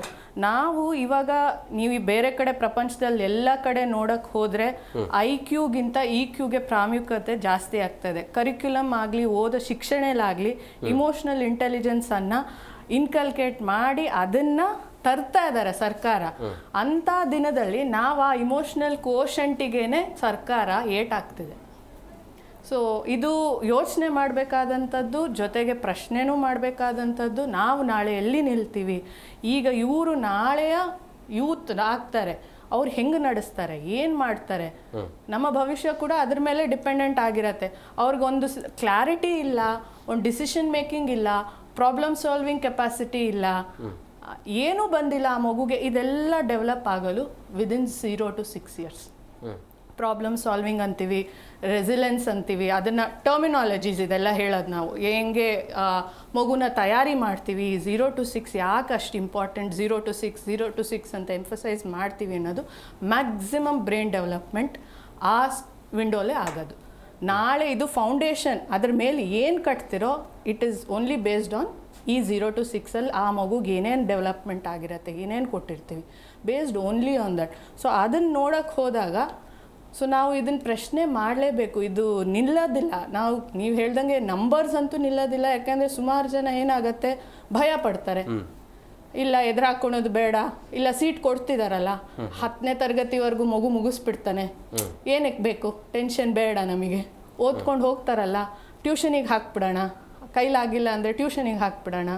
ಸೊ ಈ ಥರ ಯೋಚನೆ ಮಾಡೋದ್ರಿಂದ ಸರ್ಕಾರಕ್ಕೂ ಅದು ಇದಾಗಲ್ಲ. ಬಟ್ ನಾವು ಇದನ್ನು ಮಗು ದೃಷ್ಟಿಯಿಂದ ನೋಡಬೇಕಾದಾಗ, ಬೆಳವಣಿಗೆಯಿಂದ ದೃಷ್ಟಿ ನೋಡಬೇಕಾದಾಗ ಸುಮಾರು ಲೆಕ್ಕಕ್ಕೆ ತಗೊಂಡು ಇದನ್ನು ನಾವು ಇವಾಗ ಕಡ್ಡಾಯ ಅಂತ ಮಾಡೋದನ್ನು ತಡೆ ಹಿಡಿದು ಫ್ಲೆಕ್ಸಿಬಿಲಿಟಿಗೆ ಬರಬೇಕು. ಆ ಮಗು 0 to 6 ಅಲ್ಲ 5 to 6 ಏನಿರುತ್ತೆ, ಅವರು ಎಷ್ಟು ರೆಡಿಯಾಗಿದ್ದಾರೆ 1ನೇ ತರಗತಿ, ರೆಡಿ ಇಲ್ಲ ಅನ್ನೋರಿಗೆ ಕೊಡಲಿ ಅವಕಾಶ, ಮತ್ತೆ ಕೊಡಲಿ, ನಿಧಾನಕ್ಕೆ ಕಲೀಲಿ, ಇದಕ್ಕೆ ಬರಲಿ. ಯಾಕೆ ಅಂದರೆ ಆ ಮಗುಗೆ ಪ್ರೆಷರ್ ಬೇಡ, ಸ್ಟ್ರೆಸ್ ಬೇಡ. 1ನೇ ತರಗತಿ ಅವ್ನು ತೊಗೊಂಡಿದ್ದಾನೆ, ನೀನು ಮಾಡ್ತಾ ಇಲ್ಲ, ಅವ್ನು ಹಿಂಗೆ ಪೇಂಟ್ ಮಾಡ್ತಾನೆ, ನೀನು ಮಾಡ್ತಿಲ್ಲ. ಸೊ ಇದೆಲ್ಲ ಬರುತ್ತೆ ಸರ್. ಅದನ್ನು ದೃಷ್ಟಿಲಿ ಇಟ್ಕೊಂಡು ನಾವು ಅದಕ್ಕೆ ಹೇಳೋದು, ಮಗುನ ರೆಡಿ ಮಾಡಿ, ಮಗು ರೆಡಿನೆಸ್ ಮೇಲೆ ಅಸೆಸ್ ಮಾಡಿ ಎಷ್ಟು ಫ್ಲೆಕ್ಸಿಬಲ್ ಇರುತ್ತೆ. 1ನೇ ತರಗತಿಗೆ ಬಂದಿದ ತಕ್ಷಣ ನಾವು ಇವಾಗ ಅವ್ರೂ ಎಲ್ಲರೂ ಎಂಟ್ರೆನ್ಸ್ ಬರೀಲೇಬೇಕು, ನೀವು ಅಸೆಸ್ ಮಾಡದೆ ಮಾಡ್ತೀರಾ ಎಂಟ್ರೆನ್ಸ್ ಇಲ್ಲದೆ, ಅದೊಂದ್ರ ಬೇಸೇ ನೀವು ಮಾಡಿದರೆ ನಾಳೆ ಆ ಮಗು ರೋಟೀನ್ ಹೇಗಿದೆ, ಇಮೋಷ್ನಲಿ ಎಷ್ಟು ಸ್ಟೇಬಲಾಗಿ ಹ್ಯಾಂಡಲ್ ಮಾಡೋ ಕೆಪಾಸಿಟಿ ಇದೆ, ಇದನ್ನೆಲ್ಲ ಕನ್ಸಿಡರ್ ಮಾಡಿ ನಾವು ಮಗುನ ಅಸೆಸ್ ಮಾಡಿ ರೆಡಿನೆಸ್ ಇದ್ದಾರಾ 1ನೇ ತರಗತಿಗೆ ಇಲ್ವಾ ಅದನ್ನು ಕನ್ಸಿಡರ್ ಮಾಡಬೇಕು. ನೀವು ಬರೀ 6 ವರ್ಷ ಇಷ್ಟೇ 6 ವರ್ಷ ಒಳಗಡೆ ಈ ಡೇಟ್ ಆಫ್ ಬರ್ತ್ ಇಲ್ಲ ಅಂತಂದರೆ ಅದು ಏನಕ್ಕೂ ವರ್ಕ್ ಆಗಲ್ಲ, ನಾಳೆ ತುಂಬ ಇಂಪ್ಯಾಕ್ಟ್ ಆಗುತ್ತೆ. ನಾಗರಾಜ್ ಸರ್, ಈ ಒಂದು ಕಡ್ಡಾಯ ನಿಯಮ ಎಲ್ಲ ರಾಜ್ಯಗಳಲ್ಲೂ ಅನ್ವಯ ಆಗ್ತಾ ಇದೆಯಾ, ಅಥವಾ ಇವರು ಒಂದು ಏನು ಎಕ್ಸ್ಪೆರಿಮೆಂಟ್ ಮಾಡ್ಲಿಕ್ಕೆ ಹೋಗ್ತಿದಾರಾ ಹೇಗೆ ಅಂತ? ಇಲ್ಲ ಸರ್, ಅದು ನಮ್ಗೆ ಗೊತ್ತಿದ್ದಂಗೆ ಏನಾಗಿದೆ ಅಂದರೆ, ಇದು ಕಮಿಷನರ್ ಅವರು ಹೇಳಿರೋ ಪ್ರಕಾರ education is A state matter. Education ರಾಜ್ಯಗಳು ಡಿಸೈಡ್ ಮಾಡ್ತೇವೆ ಅಂತ ಹೇಳಿದ್ರು. ರಾಜ್ಯಗಳು ಡಿಸೈಡ್ ಮಾಡ್ತೇವೆ ಅಂದರೆ ರಾಜ್ಯ ಶಿಕ್ಷಣ ನೀತಿ ಅನ್ವಯ ಏನು ರಿಲ್ಯಾಕ್ಸೇಷನ್ ಕೊಟ್ಟಿದ್ದಾರೆ ಅದನ್ನು ಇಂಪ್ಲಿಮೆಂಟ್ ಮಾಡಿ ಅಂತ. ನನ್ನ ಹತ್ರ ಸ್ವಲ್ಪ ಜಸ್ಟ್ ಕೆಲವೊಂದು ಡಾಟಾ ಇದೆ, ನೋಡಿದ್ರೆ ಕೇರಳದಲ್ಲಿ 5 ವರ್ಷ ಮಾಡಿದ್ದಾರೆ, ಒಡಿಶಾ ಅಲ್ಲಿ ಸೆಪ್ಟೆಂಬರ್ 1ರವರೆಗೂ ಅವಕಾಶ ಇದೆ, ವೆಸ್ಟ್ ಬೆಂಗಾಲಲ್ಲಿ ಜನವರಿವರೆಗೂ ಅವಕಾಶ ಇದೆ, ಮಹಾರಾಷ್ಟ್ರಲ್ಲಿ ಡಿಸೆಂಬರ್ವರೆಗೂ ಇದೆ, ರಾಜಸ್ಥಾನಲ್ಲಿ ಜುಲೈವರೆಗೂ ಇದೆ, ಪಾಂಡಿಚೇರಿಯಲ್ಲಿ ಜುಲೈವರೆಗೂ ಇದೆ. ಅಂದರೆ ಬೇರೆ ಸ್ಟೇಟ್ಗಳಿಗೆ ಕಂಪೇರ್ ಮಾಡಿದ್ರೆ ನಮ್ಮ ರಾಜ್ಯದ ಮಕ್ಕಳು ಯಾಕೆ ಹಿಂದೆ ಉಳ್ಕೋಬೇಕು, ನಮ್ಮ ರಾಜ್ಯದ ಮಕ್ಕಳಿಗೆ ಯಾಕೆ ಅಷ್ಟೇ ಕಂಪಲ್ಸರಿ ಆಗಬೇಕು, ನಮಗೂ ಸ್ವಲ್ಪ ರಿಲ್ಯಾಕ್ಸೇಷನ್ ಕೊಟ್ಟರೆ ಅಂದರೆ ನಾವು ಮಕ್ಕಳು ಹಿಂದೆ ಇದ್ದಾರೆ ಅಂತಲ್ಲ, ಈಗ ಹಾಗೆ ಆಗುತ್ತೆ. ಬೇರೆ ಸ್ಟೇಟ್ ಮಕ್ಕಳೆಲ್ಲ ಮುಂದೆ ಹೋಗ್ತಾರೆ ಓದ್ಕೊಂಡು, ಇವ್ರು ಮಾತ್ರ 1 ವರ್ಷ ಹಿಂದೆ ಉಳ್ಕೊಳ್ತಾರೆ. ಮುಂದೆ ಇವನ್ ನೀವು ಫ್ಯೂಚರಲ್ಲಿ ನೋಡಿದ್ರೆ ಜಾಬಿಗೆ ಏಜ್ ಫಿಕ್ಸ್ ಇದೆ, ಅಲ್ಲೇನು ಚೇಂಜ್ ಮಾಡಲಿಲ್ಲ. ಯಾವುದೇ ಕಾಂಪಿಟೇಟಿವ್ ಎಕ್ಸಾಮ್ಸು ಏನೇ ತಗೊಂಡ್ರು ಅಲ್ಲೆಲ್ಲ ಏಜ್ ಫಿಕ್ಸ್ ಇದೆ. ಇವ್ರಿಗೆ ಮಾತ್ರ 1 ವರ್ಷ ಡಿಸ್ಕ್ರಿಮಿನೇಷನ್ ಮಾಡ್ದಂಗೆ ಆಯ್ತಲ್ಲ, ನಮ್ಮ ರಾಜ್ಯದ ಮಕ್ಕಳಿಗೆ 1 ವರ್ಷ ಕಡಿಮೆ ಅವಕಾಶ ಕೊಟ್ಟಂಗೆ ಆಯಿತು. ಹಾಗಾಗಿ ನಮ್ಮ ರಾಜ್ಯದ ಮಕ್ಕಳಿಗೆ ಅನುಕೂಲ ಮಾಡಿಕೊಡ್ಬೇಕು ರಾಜ್ಯ ಶಿಕ್ಷಣ ನೀತಿ ಅಡಿಯಲ್ಲಿ ಅಂತ ಕೇಳ್ತಾ ಇದ್ದೀವಿ. ಧನುಷ ಮೇಡಮ್, ಈಗ ಈ ಫೀಸ್ ಮತ್ತೆ 1 ವರ್ಷ ಎಕ್ಸ್ಟ್ರಾ ಕಟ್ಟಬೇಕು ಅನ್ನೋದು ಇದೆಯಲ್ಲ, ಇದೆಲ್ಲ ಖಾಸಗಿ ಶಾಲೆಗಳಿಗೆ ಅನುಕೂಲ ಆಗಲಿ ಅನ್ನೋವಂಥ ಉದ್ದೇಶನ ಅಥವಾ ಹೇಗೆ? ಹಂಗೆ ನೋಡಿದ್ರೆ ಖಾಸಗಿ ಶಾಲೆಗಳಿಗೆ ಉಪಯೋಗ ಆಗುತ್ತೆ, ಅನುಕೂಲ ಆಗುತ್ತೆ. ಆಬ್ವಿಯಸ್ಲಿ 1 ಫುಲ್ ಇಯರ್ಸ್ ಫೀಸ್ ಅವ್ರಿಗೆ ಪೇ ಮಾಡಬೇಕಾಗತ್ತಲ್ಲ, ಅವ್ರಿಗೆ ಅನುಕೂಲ. ಬಟ್ ಮಕ್ಕಳ ಬಗ್ಗೆ ಯೋಚನೆ ಮಾಡಿದ್ರೆ ಅವ್ರಿಗೂ ಖಾಸಗಿ ಶಾಲೆಗಳು ಯಾರಿದ್ದಾವೆ ಅನ್ನೋದು ಗೊತ್ತಿರುವಂಥ ವಿಚಾರ. ಸೊ ಆ ರೀತಿ ಪ್ಲಾನ್ ಏನಾದರೂ ಇದೆಯಾ? ಅಂದ್ರೆ ಮೇಡಮ್ ಅವ್ರು ಹೇಳ್ದಂಗೆ ಮನೇಲಿ ಅಂತೂ ಯಾರು ಉಳಿಸ್ಕೊಳ್ಳಲ್ಲ, ಏನ್ ಮಾಡೋಕ್ಕಾಗಲ್ಲ, ಕಷ್ಟಪಟ್ಟಾದ್ರೂ ದುಡಿಯೋಣ ಹೋಗ್ಲಿ ಅನ್ನುವಂಥ ನಿರ್ಧಾರಕ್ಕೆ ಬರ್ತಾರೆ. ಎಲ್ಲರೂ ಹಂಗೆ ಅಂದ್ಕೊಳ್ತಾರೆ. ಮತ್ತು ಆಮೇಲೆ ಮಕ್ಕಳಿಗೆ ಇಂಪ್ಯಾಕ್ಟು ಮತ್ತು ಆಮೇಲೆ ಸ್ವಲ್ಪ ಎಲ್ಲ ಪೇರೆಂಟ್ಸ್ಗೂ ಸ್ತೋಮತೆ ಇರಲ್ವಲ್ಲ, ಅವ್ರಿಗೆ ಕಷ್ಟ ಆಗುತ್ತೆ. ಆಬ್ವಿಯಸ್ಲಿ ಎಲ್ರಿಗೂ 1 ಫುಲ್ ವರ್ಷ ಆ್ಯಂಡ್ ಫೀಸನ್ನು ಆಲ್ಮೋಸ್ಟ್ ನೋಡಿದ್ರೆ 1.5 ಲಕ್ಷ ಆಲ್ಮೋಸ್ಟ್ ಆ್ಯಾವ್ರೇಜಲ್ಲಿ. ಅದು ಯು ಕೆ ಜಿಯಿಂದನೇ LKG UKGಗೆ ಅಷ್ಟಿರುತ್ತೆ ಫೀಸು, ಮತ್ತು ಬರೋ ವರ್ಷ ಫಸ್ಟ್ ಸ್ಟ್ಯಾಂಡರ್ಡ್ಗೆ ಅಂದರೆ ಇನ್ನೂ ಜಾಸ್ತಿ ಆಗುತ್ತೆ. But 1.5 lakh minimum approx. ಈಗ ಬೆಂಗಳೂರಲ್ಲಿ ಎಲ್ಲ ಕಡೆ ನೋಡಿದ್ರೆ ಅದು ಆವ್ರೇಜ್ ಆಗಿದೆ ಇವಾಗ. ಮತ್ತು ಅದು ಆಲ್ಮೋಸ್ಟ್ ಪ್ರೈವೇಟ್ ಸ್ಕೂಲ್ಸ್ಗೆ ಮಾತ್ರ ಅದು ಅನುಕೂಲ ಆಗುತ್ತಲ್ಲ, ಅವ್ರ ಪ್ರಕಾರ ನೋಡಿದ್ರೆ ಅವ್ರಿಗೆ ರಿಪೀಟ್ ಮಾಡಲಿ ಪರವಾಗಿಲ್ಲ, ಬಿಕಾಸ್ ಅವ್ರಿಗೆ ದುಡ್ಡು ಬರುತ್ತೆ. ಅದು ಬರೀ ಅದನ್ನು ಮಾತ್ರ ಯೋಚನೆ ಮಾಡ್ತಾರೆ ಅವರು. ಬಟ್ ಪೋಷಕರಿಗೆ ಎಷ್ಟು ಪರಿಣಾಮ ಆಗುತ್ತೆ, ಮಕ್ಕಳಿಗೆ ಏನಾಗುತ್ತೆ ಅದ್ರ ಬಗ್ಗೆ ಅಂತ ಅವ್ರಿಗೆ ಅಷ್ಟೊಂದು ಅವ್ರಿಗೆ ಇಂಟ್ರೆಸ್ಟೇ ಇಲ್ಲ ಅದ್ರ ಮೇಲೆ. ಅವ್ರು ಬರೀ ಅವ್ರಿಗೆ ಮಾತ್ರ ನೋಡ್ಕೊಳ್ತಾ ಇದ್ದಾರೆ. ನಮ್ದನ್ನು ಸ್ವಲ್ಪ ನೋಡಬೇಕು ಅಂತ ನಾವು ರಿಕ್ವೆಸ್ಟ್ ಮಾಡ್ಕೊಳ್ತೀವಿ. ಪೋಷಕರಿಗೆ ಎಷ್ಟು ಆರ್ಥಿಕ ಹೊರೆ ಬೀಳಬಹುದು? ಆರ್ಥಿಕ ಹೊರೆ ಬೀಳುತ್ತಲ್ಲ sir, obviously, because one full ಇಯರ್ದು ಫೀಸ್ ಅಡಿಷ್ನಲ್ ಆಗುತ್ತಲ್ಲ. ಅದನ್ನು ಹೇಳ್ದಾಗೆ 1.5 lakhs ಅಪ್ರಾಕ್ಸಿಮೇಟ್ಲಿ ಇರುತ್ತೆ. 1.5 lakhs ಇಸ್ ನಾಟ್ ಚಿಕ್ಕ ಅಮೌಂಟ್ ಅಲ್ವಲ್ಲ ಅದು. ಎಲ್ರಿಗೂ it is not everybody can afford it ಅಲ್ಲ, ಅದೂ ಇರುತ್ತೆ. ಸೊ ಇಂಪ್ಯಾಕ್ಟ್ ಆಗುತ್ತೆ. ಸೊ ಪ್ರೈವೇಟ್ ಸ್ಕೂಲ್ಸ್ಗೆ ಅದು ಆಬ್ವಿಯಸ್ಲಿ ಬೆನಿಫಿಟ್ಟೇ ಸರ್ ಅದು. ಬಟ್ ನಮಗೆ ಹಂಗೆ ನೋಡಿಕೊಂಡ್ರೆ ಅದು ಮಕ್ಕಳಿಗೆ ಮತ್ತು ಪೋಷಕರಿಗೆ ಅನಾನುಕೂಲ ಆಗುತ್ತೆ for sure, definitely. Nayana madam ಅವ್ರು, ಈಗ ಇರುವಂಥ ಶಾಲೆಗಳನ್ನು ಮುಚ್ಚಾಕ್ತಿದ್ದಾರೆ, ಅದರ ಕಡೆ ಅಂತೂ ಗಮನ ಕೊಡೋಕೆ ಆಗ್ತಾ ಇಲ್ಲ. ಇವರು ಇಲ್ಲದೇ ಇರುವಂಥ ನಿಯಮಗಳನ್ನು ಜಾರಿಗೆ ತರ್ತಿದ್ದಾರೆ. ಸೊ ಏನು ಮಾಡ್ಲಿಕ್ಕೆ ಹೊರಡ್ತಿದ್ದಾರೆ ಅಂಥೇಳಿ?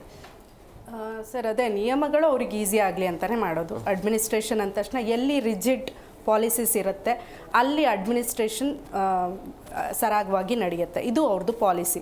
ಸೊ ಎಲ್ಲಿ ಫ್ಲೆಕ್ಸಿಬಿಲಿಟಿ ಇರುತ್ತೆ ಅಲ್ಲಿ ಕೇಯೋಸ್ ಜಾಸ್ತಿ. ಯಾಕಂದರೆ ಅವರಿಗೆ ತುಂಬ ಸರ್ಟಿಫಿಕೇಟ್ಸ್ ಬೇಕು, ಅಲ್ಲಿ ಅಸೆಸ್ಮೆಂಟ್ಸ್ ಬೇಕು, ಆಮೇಲೆ ಕಮಿಟೀಸ್ ಡೆವಲಪ್ ಮಾಡಬೇಕು, ಮತ್ತು ಅವ್ರಿಗೆ ತಲೆ ಕೆಡಿಸ್ಕೊಳ್ಳೋದು ತುಂಬ ಪ್ರಾಬ್ಲಮ್ಸ್ ಎಲ್ಲ ಕಡೆನೂ ಇರುತ್ತೆ. ಸೊ ಈ ರಿಜಿಡ್ ಮಾಡಿಬಿಟ್ರೆ ನಮಗೆ ಅಡ್ಮಿನಿಸ್ಟ್ರೇಷನ್ ಈಸಿ ಆಗುತ್ತೆ ಅನ್ನೋದು ಎಲ್ಲ ಪಾಲಿಸೀಸಲ್ಲೂ ನೋಡಿ ಇದೇ ಪ್ರಾಬ್ಲಮ್. ಸೊ ನಾವು ಹೇಳೋದು ಆ್ಯಕ್ಚುಲಿ ಕಾನ್ಸ್ಟಿಟ್ಯೂಷನಲ್ಲೇ ಇದೆ ಏನಂತ, ವೀಕರ್ ಸೆಕ್ಷನ್ಗೆ ಇದು ಕೊಡಬೇಕು ಅಂತ. ಈಗ ಕಾಂಪಿಟೇಟಿವ್ ಎಕ್ಸಾಮ್ಸಲ್ಲೆಲ್ಲ ರಿಲ್ಯಾಕ್ಸೇಷನ್ ಕೊಡ್ತಾರಲ್ವ, ಬೇರೆ ಇವರಿಗೆ ವರ್ಗದವರಿಗೆ ಆಗೋದಿಲ್ಲ, ಅವರಿಗೆ ಪ್ರಾಬ್ಲಮ್ ಇದೆ ಅಂತ ಹೇಳಿ ರಿಲ್ಯಾಕ್ಸೇಷನ್ ಕೊಡ್ತಾರೆ. ಅದರಲ್ಲೆಲ್ಲ ಏನು ಕಾನ್ಸ್ಟಿಟ್ಯೂಷನ್ ಡೆವಲಪ್ ಮಾಡಿರೋಂಥ ಅಂಬೇಡ್ಕರ್ ಇವರು ಡ್ರಾಫ್ಟಿಂಗ್ ಕಮಿಷನರ್ಸ್ ಅವಾಗಲೇ ಕೊಟ್ಟಿದ್ದಾರೆ ಅಂದಮೇಲೆ ಇವ್ರು ಏನಕ್ಕೆ ಈ ಮಕ್ಕಳ ವಿಚಾರದಲ್ಲಿ ರಿಜಿಡ್ ಆಗಿ ಕುತ್ಕೋಬೇಕು ಪಾಲಿಸೀಸಲ್ಲಿ? ಜಸ್ಟ್ ಒಂದು ಸ್ವಲ್ಪ ಅಸೆಸ್ಮೆಂಟ್ನ ನೋಡಬೇಕು, ಇದನ್ನು ಮಕ್ಕಳ ರೆಡಿನೆಸ್ನ ಚೆಕ್ ಮಾಡಬೇಕು ಅನ್ನೋ ಒಂದು ಉದ್ದೇಶದಲ್ಲಿ ಇದನ್ನೆಲ್ಲ ಪ್ರಾಬ್ಲಮ್ ಮಾಡೋದು ಸರಿಯಲ್ಲ. ಆದಷ್ಟು ಇವ್ರು ಎಲ್ಲ ಪಾಲಿಸೀಸಲ್ಲೂ ಸ್ವಲ್ಪ ವೀಕರ್ ಸೆಕ್ಷನ್ಸ್ನ ನೋಡ್ಕೋಬೇಕು. ಅವರ ಒಂದು ಮೆಂಟಲ್ ಡೆವಲಪ್ಮೆಂಟ್ ಬಗ್ಗೆ ಅದ್ರ ಬಗ್ಗೆ ಸ್ವಲ್ಪ ಗಮನ ಕೊಡೋದು ತುಂಬ ಒಳ್ಳೆಯದು. ಯಾಕಂದರೆ ಗೌರ್ಮೆಂಟ್ ಅಂದರೆ ಎಲ್ಲರಿಗೂ ಸುರಕ್ಷತೆಯ ಮನೋಭಾವ ತರಬೇಕು. ಇವರು ಯಾವಾಗಲೂ ಈ ಥರ ಹೆದರಿಸ್ತಾ ಇದ್ದರೆ ಗೌರ್ಮೆಂಟ್ ಮೇಲೆ ಜನರಿಗೆ ಹೆಂಗೆ ನಂಬಿಕೆ ಹುಟ್ಟುತ್ತೆ, ಹೆಂಗೆ ಇವರು ಅಡ್ಮಿನಿಸ್ಟ್ರೇಷನ್ ಮಾಡ್ತಾರೆ. ಸೊ ಅದ್ರ ಕಡೆ ಗಮನ ಕೊಡಬೇಕು ಅಂತ ಹೇಳ್ತೀನಿ. ನಾಗರಾಜ್ ಸರ್, ಈಗ ನಿಮ್ಮ ಮನವಿ ಈ ಒಂದು ಕಡ್ಡಾಯ ಅನ್ನುವಂಥ ಬೇಡವೇ ಬೇಡ ಅಂತ ಹೇಳ್ತಾ ಇದ್ದೀರಿ. ಒಂದು ವೇಳೆ ಈ ವರ್ಷದಿಂದ ಜಾರಿಗೆ ಆದರೆ ನಿಮ್ಮ ಮಕ್ಕಳನ್ನು ನೀವು ಶಾಲೆಗೆ ಕಳಿಸ್ತೀರಾ ಇಲ್ಲ, ಅಥವಾ ಮುಂದಿನ ದಿನಗಳಲ್ಲಿ ನಿಮ್ಮ ಹೋರಾಟ ಹೇಗಿರುತ್ತೆ ಅಂತ?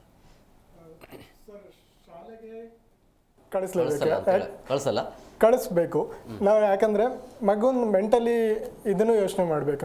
ಅವನನ್ನ ಮನೇಲಿದ್ದರೆ ದಿನ ಕೇಳ್ತಾನೆ, ಯಾಕೆ ನಾನು ಮನೇಲಿದ್ದೀನಿ, ಯಾಕೆ ಸ್ಕೂಲಿಗೆ ಹೋಗ್ತಾ ಇಲ್ಲ ಅಂತ. ಆ ಆ್ಯಂಗಲ್ಲಿ ಯೋಚನೆ ಮಾಡಬೇಕು. ಶಾಲೆಗೆ ಅದು ಆ ಆ್ಯಂಗಲ್ ಯೋಚನೆ ಮಾಡಿ ಶಾಲೆಗೆ ಕಳಿಸ್ಬೇಕು. ಎಷ್ಟೊಂದು ಜನಕ್ಕೆ ಅನುಕೂಲ ಇರಲ್ಲ, ಇನ್ನೊಂದು ವರ್ಷ ಮತ್ತೆ ಫೀಸ್ ಕಟ್ಟಿ ಮತ್ತೆ ಎಲ್ಲ ಯೋಚನೆ ಮಾಡಿದ್ರು ಕೂಡ ಮಕ್ಕಳು ಬರ್ತಾರನ್ನುವಂತ ಆತ್ಮವಿಶ್ವಾಸ ಇರುತ್ತಲ್ಲ ದೊಡ್ಡವರಿಗೆ. ಈಗ ನೀವೇ ಹೇಳಿದ್ರಿ ಏನೇ ಮಾಡಿದ್ರು ನಾವು ಕಳಿಸ್ಲೇಬೇಕಾಗತ್ತೆ, ಅನಿವಾರ್ಯ ಅಂತ. ಅನಿವಾರ್ಯ ಅದನ್ನು ಅವ್ರು ಅರ್ತಿದ್ದಾರೆ ಅಂತ ಅನ್ಸುತ್ತೆ. ಬಟ್ ಬೇರೆ ಅನಿವಾರ್ಯ ಪರಿಸ್ಥಿತಿನ ಉಪಯೋಗಿಸ್ಕೊಳ್ಬಾರ್ದು, ಅದನ್ನು ನೋಡಬೇಕು ನಾವು. ಯಾಕಂದರೆ ಈಗ ಹೋದ ಭಾನುವಾರ ಉಪಮುಖ್ಯಮಂತ್ರಿಗಳು DK ಶಿವಕುಮಾರ್ ಸರ್ ಅವ್ರಿಗೂ ಮನವಿ ಸಲ್ಲಿಸಿದ್ವಿ, ಶಿಕ್ಷಣ ಸಚಿವರಿಗೂ ಮನವಿ ಸಲ್ಲಿಸಿದ್ವಿ. ಅವರೆಲ್ಲ ಸ್ಪಂದಿಸಿದ್ರು. ಆ್ಯಕ್ಚುಲಿ ಹಂಗೆ ನೋಡಿದ್ರೆ ಇಲ್ಲ ಅಂತ ಹೇಳಲಿಲ್ಲ. ಕಮಿಷನರ್ ಅವರಿಗೆ ಫೋನ್ ಮಾಡಿ ಮಕ್ಕಳಿಗೆ ಅನುಕೂಲ ಆಗೋಗಿ ಏನಾದರೂ ಮಾಡಿ ಅಂತ ಹೇಳಿದ್ದಾರೆ. ಬಟ್ ಈಗ ಹೆಂಗಿದೆ ಅಂದರೆ ಇನ್ನೊಂದು ತಿಂಗಳಿಗೆ ಈ ವರ್ಷದ ಸ್ಕೂಲ್ ಮುಗಿಯುತ್ತೆ. ಬೇಗ ಇಂಪ್ಲಿಮೆಂಟ್ ಮಾಡಿದ್ರೆ, ಬೇಗ ಒಂದು ಆರ್ಡರ್ ಬಂದರೆ ನಮಗೂ ಒಂದು ಸ್ವಲ್ಪ ರಿಲ್ಯಾಕ್ಸೇಷನ್ ಸಿಗುತ್ತೆ. ಸರ್ಪ್ರೈಸ್ ಕೊಡಬೇಡಿ ಅಂತ ಹೇಳ್ತಾ ಇದ್ದಾರೆ. ಆಮೇಲೆ ಒಂದೇ ಸಾರಿ ಸಡನ್ ಆಗಿ ಹೇಳಿದ್ರೆ ಈಗ ಆ ಕಡೆ ಮಾಡೋದ ಈ ಕಡೆ ಮಾಡೋದ ಗೊಂದಲದಲ್ಲಿರುತ್ತೆ. ಅನುಕೂಲ ಮಾಡಿಕೊಡ್ತೀವಿ ಅಂತ ಹೇಳಿದರೆ ಅದನ್ನೇ ಸ್ವಲ್ಪ ಬೇಗ ಇಂಪ್ಲಿಮೆಂಟ್ ಮಾಡಿದ್ರೆ ನಮಗೆ ಹೆಲ್ಪ್ ಆಗುತ್ತೆ. ಅಂದರೆ ಈ ಬೇಡವೇ ಬೇಡ ಅಂತ ಹೇಳ್ತಾ ಇದ್ರಿ. ಹೌದು ಸರ್. ಇವಾಗ ರಿಲ್ಯಾಕ್ಸೇಷನ್ ನೀವು ರಾಜ್ಯ ಶಿಕ್ಷಣ ನೀತಿ ಅಡಿ ಸ್ವಲ್ಪ ವಿನಾಯಿತಿ ಕೊಡಿ ನಮ್ಮ ಮಕ್ಕಳಿಗೆ.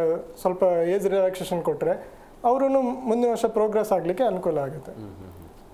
ಅಂದರೆ ಅದೇ ಅಂದರೆ ಜೊತೆಯಲ್ಲಿರುವಂಥ ಮಕ್ಕಳು ಫ್ರೆಂಡ್ಸ್ಗಳು ಒಂದ್ ಹಂತಕ್ಕೆ ಮುಂದೆ ಹೋಗಿರ್ತಾರೆ, ಅದೇ ಗೆಳೆತನ ಇವನು ಹಿಂದೆ ಇರ್ತಾನೆ ಅನ್ನೋ ಲೆಕ್ಕಾಚಾರ. ಹೌದು ಸೊ ಆ ರೀತಿ ಅವಕಾಶ ಮಾಡಿಕೊಡ್ಬೇಡಿ ಅಂತ ನೀವು ಹೇಳ್ತಾರೆ. ಎಸ್ ಶಿವ ಮೇಡಮ್ ಅವರೇ, ಈಗ ಈ ಒಂದು ಕಡ್ಡಾಯ ನಿಯಮ ಅನ್ನುವಂಥದ್ದು ಅನುಕೂಲ ಆಗೋದು ಯಾರಿಗೆ? ಶಾಲಾ ಆಡಳಿತ ಮಂಡಳಿಗ ಅಥವಾ ಶಿಕ್ಷಣ ಇಲಾಖೆಗ? ಪೋಷಕರಂತೂ ಅವರ ಆಕ್ರೋಶವನ್ನು ವ್ಯಕ್ತಪಡಿಸಿ ಗೊತ್ತಾಯ್ತು, ಪೋಷಕರಿಗೆ ಅದು ಇಷ್ಟನೇ ಇಲ್ಲ, 1 ವರ್ಷ ಲಾಸು, ಮಕ್ಕಳ ಭವಿಷ್ಯನೂ ಕೂಡ ಹಾಳಾಗತ್ತೆ, ಆರ್ಥಿಕ ವ್ಯವಸ್ಥೆ ಕೂಡ ಹಾಳಾಗತ್ತೆ. ಸರ್ ಖಂಡಿತವಾಗ್ಲೂ ಇದು ಆಡಳಿತಕ್ಕೆ, ಆರ್ಗನೈಸೇಷನ್ಗಳಿಗೆ ಅಡ್ಮಿಷನ್ ಅವ್ರದ್ದೇನು ಸ್ಟಾಪ್ ಆಗಲ್ಲ. ನಾವು ಹೇಳ್ದಂಗೆ ಈಗ ಸರ್ ಹೇಳ್ದಂಗೆ ನಾನು ಮನೇಲಂತೂ ಆ ಮಗುನ ಹೆಂಗೆ ಮಾಡಲಿ, ಮಕ್ಕಳು ಅವ್ರ ಫ್ರೆಂಡ್ಸ್ ಎಲ್ಲ ಹೋದಾಗ ಹೇಗೆ ಇಟ್ಕೊಳ್ಳಿ ಮನೇಲಿ, ಎಲ್ಲೋ ಒಂದು ಕಡೆ ಕಳಿಸ್ಲೇಬೇಕು. ನೀವು ದೊಡ್ಡ ಶಾಲೆಗೆ ಕಳಿಸ್ತಿರೋ, ಮನೆ ಹತ್ರ ಇರೋ ಚಿಕ್ಕ ಶಾಲೆಗೆ ಕಳಿಸ್ತಿರೋ, ಒಟ್ನಲ್ಲಿ ಕಳಿಸ್ತೀರಾ, ಅಲ್ಲಿಗೆ ಯಾರೋ ಒಬ್ಬರು ಬೆನಿಫಿಟ್ ಆದೇ ಆದ್ರೆ ಪೋಷಕರಿಗೆ ಹೊಡೆತ, ಮಗುಗೂ ಹೊಡೆತ, ಕೊನೆಗೆ ಬೆನಿಫಿಟ್ ಆಗೋದು ಶಾಲೆ ನಡೆಸೋರಿಗೆ ಮಾತ್ರನೇ ಅದಾಗೋದು. ಆಡಳಿತ ಮತ್ತೆ ನೀವು ದೊಡ್ಡ ಶಾಲೆ ಈ ಕಡ್ಡಾಯ ರೀತಿಯಿಂದ ಅವರಿಗೂ ಗೊತ್ತು, ಹೇಳ್ದಂಗೆ ಸರ್ ಅವ್ರಿಗೆ ಗೊತ್ತು, ಬಂದೇ ಬರ್ತಾರೆ, ಭಯಕ್ಕಾದರೂ ಬಂದೇ ಬರ್ತಾರೆ, ಅದನ್ನೇ ಆಟ ಆಡಿಸ್ಕೋತಾರೆ, ಅದನ್ನೇ ಎನ್ಕ್ಯಾಶ್ ಮಾಡ್ಕೋತಾರೆ ಅಂತ ಲಿಟ್ರಲಿ ಹೇಳ್ಬೇಕಂದ್ರೆ ಎನ್ಕ್ಯಾಶ್ ಮಾಡ್ಕೋತಿದ್ದಾರೆ ಅನ್ನೋದನ್ನೇ ಹೇಳ್ಬೋದು. ಅದು ಧನುಷ ಮೇಡಮ್, ಕಲಿಕೆಯ ವ್ಯವಸ್ಥೆ ಹೇಗಿದೆ ಅಂತ ಅನ್ಸುತ್ತೆ ನಿಮಗೆ? ಈ ರೀತಿ ನಿಯಮಗಳನ್ನು ಜಾರಿ ತರ್ತಾರೆ, ಬಟ್ ಕಲಿಕೆ ವ್ಯವಸ್ಥೆ ಯಾವ ರೀತಿ ಆಗಿದೆ ಸರ್? ಈ ರೀತಿ ಚೇಂಜ್ ಮಾಡ್ತಾ ಇದ್ರೆ ಗೌರ್ಮೆಂಟು, ನಮಗೆ ಆ್ಯಕ್ಚುಲಿ ಮಕ್ಕಳಿಗೆ ಇಂಪ್ಯಾಕ್ಟ್ ಆಗುತ್ತೆ ಸರ್. ಅವ್ರು ಏನೋ ಒಂದು ಸ್ಟಿಕ್ ಮಾಡಿ, ಏನೋ ಒಂದು ಹೇಳಿಬಿಟ್ಟು ಆ ರೂಲ್ನ ಸರಿ ನಾನು ಅದನ್ನೇ ಅನ್ವಯ ಮಾಡಿಸ್ತೀನಿ ಅಂತ ಹೇಳಿ ಅದನ್ನು ಅವ್ರು ಹೇಳಿದ್ದನ್ನು ಮಾಡಲಿ ಅಷ್ಟೇ. ಲಾಸ್ಟ್ ಇಯರ್ ಅವ್ರು ಹೇಳಿದ್ರು SCP 90 days ಅವ್ರು SCP ರೂಲ್ನ ಈ ವರ್ಷ ಇಂಪ್ಲಿಮೆಂಟ್ ಮಾಡ್ತೀನಿ ಅಂತ ಹೇಳಿದರು. ಅವ್ರು ಹೇಳಿದ್ದನ್ನು ಮಾಡಿದ್ರೆ ನಮಗೆ ಅಷ್ಟೊಂದೇನು ನಾವು ಒಪ್ಕೊಂಡಿರ್ತೀವಿ ಸರ್, ನಾವು ಕಾಯ್ಕೊಂಡಿದ್ವಿ ಆ್ಯಕ್ಚುಲಿ ಒಂದು ಫುಲ್ ವರ್ಷ. ಹೋದ ವರ್ಷವೂ ನಾವು ಇದೇ ಲಾಸ್ಟ್ ಇಯರ್ ಬ್ಯಾಚ್ ಇದ್ರಲ್ಲ UKG ಪೇರೆಂಟ್ಸ್ ಜೊತೆನೂ ನಾವು ಸೇರ್ಕೊಂಡಿದ್ವಿ, ನಮಗೂ ನಾವೂ ಇಂಪ್ಯಾಕ್ಟ್ ಆಗಿದ್ವಿ, ನಮ್ಮ ಮಕ್ಕಳು ಆಗಲೇ ಸ್ಕೂಲಲ್ಲಿ ಇದ್ದರು. ಈ ರೂಲ್ ಬರೋಷ್ಟರಲ್ಲಿ ನಮ್ಮ ಮಕ್ಕಳು ಆಗಲೇ ಸೇರ್ಕೊಂಡಿದ್ರು ಸ್ಕೂಲ್ಗೆ. ಸೊ ನಮಗೂ ಒಂದು ಸ್ವಲ್ಪ ಎಕ್ಸೆಂಪ್ಷನ್ ಕೊಡಿ, ಅವ್ರ ಜೊತೆ ನಮಗೂ ರಿಲ್ಯಾಕ್ಸೇಷನ್ ಕೊಡಿ ಅಂತಲೇ ನಾವು ಕೇಳಿದ್ದು. ಬಟ್ ಇವರು ಈ ವರ್ಷ ಇಷ್ಟೇ ಮಾಡ್ತಾ ಇರೋದು, ಕಡ್ಡಾಯ 1 ವರ್ಷಕ್ಕೆ ಮಾತ್ರ ಇದು ರಿಲ್ಯಾಕ್ಸೇಷನ್ ಕೊಡ್ತಾ ಇರೋದು, ಬರೋ ವರ್ಷಕ್ಕೆ SCP ಏನು ಹೇಳ್ತಾರೋ ಹಂಗೆ ಮಾಡ್ತೀವಿ ಅಂತ. ಸೊ ಗೌರ್ಮೆಂಟೇ ಅವ್ರು ಏನು ಹೇಳಿರೋ ಮಾತನ್ನು ಅವ್ರು ಅದ್ರ ಮೇಲೆ ಸ್ಟ್ಯಾಂಡ್ ಮಾಡಿದ್ರೆ ನಮ್ಗೆ ಇಷ್ಟೊಂದು ಕನ್ಫ್ಯೂಷನ್ ಇರಲ್ಲ. ಮಕ್ಕಳಿಗೆ ಸುಮ್ಮನೆ ಯಾಕೆ ಅನಾನುಕೂಲ ಮಾಡೋದು? ಅವ್ರು ಏನು ಹೇಳ್ತಾರೋ, ನಾವು ಗೌರ್ಮೆಂಟ್ ಅಗೇನ್ಸ್ಟ್ ಅಲ್ಲ ಸರ್, ಅವ್ರು ಏನು ಹೇಳ್ತಾರೋ ಅದನ್ನು ನಾವು ಅನ್ವಯ ಮಾಡ್ಕೊಂಡಿರ್ತೀವಿ, ನಾವು ಅದನ್ನು ಕೇಳ್ತೀವಿ. ಬಟ್ ಅವ್ರು ಏನು ಹೇಳ್ತಾ ಇದಾರೋ ಅದನ್ನು ಮಾತ್ರ ಇಂಪ್ಲಿಮೆಂಟ್ ಮಾಡಿದ್ರೆ ಅದನ್ನೇ ಎಕ್ಸಾಕ್ಟ್ಲಿ ಮಕ್ಕಳ ಭವಿಷ್ಯ ದೃಷ್ಟಿ ಇಟ್ಕೊಂಡು 90 days ರಿಲ್ಯಾಕ್ಸೇಷನ್ ಅಷ್ಟೇ ಸರ್ ನಾವು ಕೇಳ್ತಾ ಇರೋದು, ಇನ್ನೇನು ಕೇಳ್ತಾ ಇಲ್ಲ ನಾವು. SCP ಏನು ಹೇಳಿದಾರೋ ಅಷ್ಟನ್ನು ಇಂಪ್ಲಿಮೆಂಟ್ ಮಾಡಿ. ಅವರು ಗೈಡ್ಲೈನ್ಸ್ ಆಗಲೇ ಕೊಟ್ಟಿದ್ದಾರೆ, ಬಟ್ ಅದನ್ನು ಗೌರ್ಮೆಂಟ್ ಆರ್ಡರ್ ಸ್ವಲ್ಪ ಬೇಗ ಕೊಟ್ಟರೆ ನಮಗೂ ಅನುಕೂಲ ಆಗುತ್ತೆ. ಬಿಕಾಸ್ ಸ್ಕೂಲ್ಸು ಆಗಲೇ 90 days ಅಂದರೆ 3 months, ಜೂನ್ ಜುಲೈ ಆಗಸ್ಟ್ 3 ತಿಂಗಳು ಮಕ್ಕಳು. ಆಲ್ಮೋಸ್ಟ್ ರಾಜ್ಯದಲ್ಲಿ 3,50,000 ಒಳಗಡೆ ಮಕ್ಕಳು ಇದ್ದಾರೆ ಸರ್ ಆ ಗ್ರೂಪಲ್ಲಿ. ಅಂದ್ರೆ ಅದೇ ಒಂದು 10 ದಿನ 15 ದಿನ 20 ದಿನ ಒಂದು ತಿಂಗಳ ವ್ಯತ್ಯಾಸ ಇದ್ರೆ ಅವರು ಇಡೀ 1 ವರ್ಷ ಜೀವನ ಹಾಳಾಗುತ್ತೆ, ಫುಲ್ ವರ್ಷ ಹಾಳಾಗುತ್ತೆ ಸರ್. ಮತ್ತೆ ಫುಲ್ ವರ್ಷ ರಿಪೀಟ್ ಮಾಡಬೇಕು. ಅವ್ರು ರೆಡಿ ಇದ್ದಾರೆ. ಗೌರ್ಮೆಂಟ್ ಹೇಳ್ತಾ ಇರೋದು ನರ್ಸರಿ LKG UKG ಕಂಪ್ಲೀಟ್ ಆಗಿರಬೇಕು, ಫಸ್ಟ್ ಸ್ಟ್ಯಾಂಡರ್ಡ್ಗೆ ಹೋಗಬೇಕು ಅಂದರೆ ಅವ್ರು ಆಗಲೇ ಮುಗಿಸಿದ್ದಾರೆ. ಬಟ್ ಅವ್ರದ್ದೇನು ತಪ್ಪು? ಮುಗಿಸಿ ಎಲ್ಲನೂ ರೆಡಿ ಇದ್ದಾರೆ. ಇವರು ಶುಭಾ ಮೇಡಮ್ ಹೇಳ್ದಂಗೆ ಅವರು ಅವ್ರಿಗೆ ಆ್ಯಕ್ಚುಲಿ ಮೆಂಟಲ್ ಸ್ಟೇಟ್ ಅವ್ರು ರೆಡಿ ಇಲ್ಲ ಅಂದರೆ ನಾವೇ ಅವ್ರನ್ನ ಕಳಿಸಲ್ಲ ಫಸ್ಟ್ ಸ್ಟ್ಯಾಂಡರ್ಡ್ಗೆ. ಪೋಷಕರೇ ರೆಡಿ ಇರ್ತಾರೆ, ಇಲ್ಲ ಪರವಾಗಿಲ್ಲ ನಮ್ಮ ಮಗು ಇನ್ನೊಂದು ಸರಿ UKG ರಿಪೀಟ್ ಮಾಡಲಿ ಅಂತ ಪರವಾಗಿಲ್ಲ ಅನ್ಕೋಬೋದು. ಬಟ್ ರೆಡಿ ಇರೋ ಮಕ್ಕಳನ್ನ ಫಸ್ಟ್ ಸ್ಟ್ಯಾಂಡರ್ಡ್ಗೆ ಹೋಗಲೇಬೇಕು ಅಂತ ನಾವು ಕೇಳ್ಕೊಳ್ತಾ ಇರೋದು. ಸ್ವಲ್ಪ ರಿಲ್ಯಾಕ್ಸೇಷನ್ ಇರಬೇಕಲ್ಲ. ಅಂದ್ರೆ ಅದು 6 ವರ್ಷ ಮುಗಿದ್ರು ಕೂಡ ಮುಂದಿನ ಹಂತಕ್ಕೆ ಹೋಗಕ್ಕೆ ಆಗ್ತಾ ಇಲ್ಲ ಅಂತ. ಅದೇ ಸರ್, UKG ಮುಗಿದ್ರು ಕೂಡ ಒಂದೇ ತರಗತಿ ಪ್ರವೇಶ ಪಡೆಯಲಿಕ್ಕೆ ಆಗ್ತಾ ಇಲ್ಲ. ಅದೇ ಬಂದಿರೋದು ಪ್ರಾಬ್ಲಮ್, ಸಮಸ್ಯೆ ಅದೇ ಆಗಿರೋದು. 90 days ರಿಲ್ಯಾಕ್ಸೇಷನ್ ಸರ್ ನಾವು ಅಷ್ಟೇ ಕೇಳ್ತಾ ಇರೋದು ಗೌರ್ಮೆಂಟ್ಗೆ. ಅವ್ರು ಹೇಳಿದ್ದನ್ನು ಮಾತ್ರ ಅವ್ರು ಇಂಪ್ಲಿಮೆಂಟ್ ಮಾಡಿದ್ರೆ ಅಷ್ಟೇ ಸಾಕು. ಮಕ್ಕಳು ಚೆನ್ನಾಗಿ ತುಂಬ ಚೆನ್ನಾಗಿ ಓದ್ತಾ ಇದ್ದಾರೆ ಸರ್. ನಾಗರಾಜ್ ಸರ್ ಅವ್ರ ಮಗನಿಗೆ 3 gold medal ಬಂದಿದೆ ಸರ್ ಒಲಿಂಪಿಯಾಡಲ್ಲಿ. ನನ್ನ ಮಗಳು ಆಗಲೇ ಭರತನಾಟ್ಯಂ ಒಂದು ಸ್ಟೇಜ್ ಪರ್ಫಾರ್ಮೆನ್ಸು ಕೊಟ್ಟಿದ್ದಾಳೆ. ಕಲಿಕೆಯಲ್ಲಿ ಏನು ವ್ಯತ್ಯಾಸ ಇಲ್ಲ. ನಮ್ಮ ಸ್ಕೂಲ್ಗೆ ಹೋಗಿ ಕೇಳಿದ್ರು ಕಲಿಕೆಯಲ್ಲಿ? ಇಲ್ಲ ಸರ್, ಗೌರ್ಮೆಂಟ್ ಒಂದು ಸ್ವಲ್ಪ ರಿಲ್ಯಾಕ್ಸೇಷನ್ ಅಷ್ಟೇ ಕೊಡಬೇಕಿರೋದು. ಅವ್ರು ರೆಡಿ ಇದ್ದಾರೆ, ಮಕ್ಕಳು ಫಸ್ಟ್ ಸ್ಟ್ಯಾಂಡರ್ಡ್ಗೆ ಹೋಗಕ್ಕೆ ಎಲ್ಲರಿಗೂ ರೆಡಿ ಇದ್ದಾರೆ. ಎಸ್ ನಯನ ಮೇಡಮ್ ಅವರೇ, ಏನು ಮಾಡಬಹುದು ಅಂದರೆ ಈ ಪೋಷಕರ ಒತ್ತಾಯ ಇರೋದು ಒಂದೇ, ಸಡಿಲಿಕ್ಕೆ ಬೇಕು 90 ದಿನ, 3 ತಿಂಗಳ ವ್ಯತ್ಯಾಸ ಹಿಂದೆ ಮುಂದೆ ಇರಲಿ ಅನ್ನುವಂಥದ್ದು. ಇದನ್ನು ಮಾಡಬಹುದಲ್ವಾ? ಸುಮ್ಮನೆ ಯಾಕೆ ಕಡ್ಡಾಯ ಅನ್ನುವಂಥ ನಿರ್ಧಾರ ಅಂತ? ಸರ್, ಇದನ್ನು ಇನ್ನೊಂದು ಆ್ಯಂಗಲಲ್ಲೂ ನಾವು ನೋಡ್ಬೋದು. ಏನು ಅಂದರೆ, ಈಗ 6 ವರ್ಷ ಅವ್ರು ಕಡ್ಡಾಯ ಮಾಡಿದ್ದಾರೆ. ಈಗ ಎಲ್ಲ ಪೇರೆಂಟ್ಸ್ ಏನು ಮಾಡ್ತಾರೆ, 3 ವರ್ಷಕ್ಕೆ ಮಕ್ಕಳಿಗೆ ಸ್ಕೂಲಿಗೆ ಕಳಿಸ್ತಾರೆ.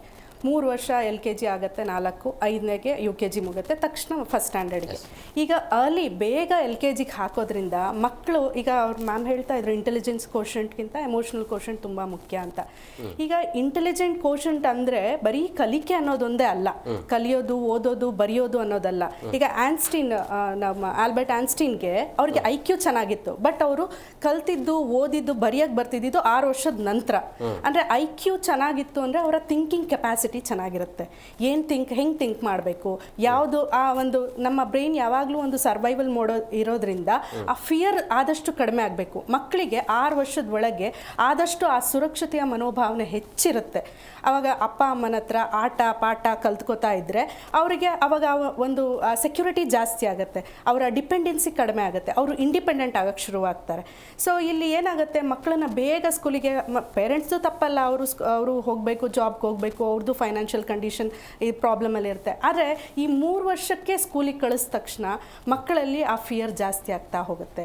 ಸೊ ಆದಷ್ಟು 4 ವರ್ಷ, ನಾನು ತಂದೆ ತಾಯಿಗಳು ಕೇಳ್ಕೊಳ್ಳೋದು ಒಂದೇ, 4 ವರ್ಷದ ನಂತರ ಕಳಿಸಿ ನೀವು ಆದಷ್ಟು ಮಕ್ಕಳನ್ನ ಸ್ಕೂಲಿಗೆ ಕಳಿಸ್ಲೇಬೇಕು. ಅಂದರೆ ಈಗ ಸ್ಕೂಲಿಗೆ ಹೋದ ತಕ್ಷಣ ಅಲ್ಲೇನು ಡಿಸಿಪ್ಲಿನ್ ಆಗಿರಬೇಕು, ಫ್ರೀಡಮ್ ಇಲ್ಲ, ಟೀಚರ್ ಬೈತಾರೆ, ಅದನ್ನು ಮಾಡಬೇಕು.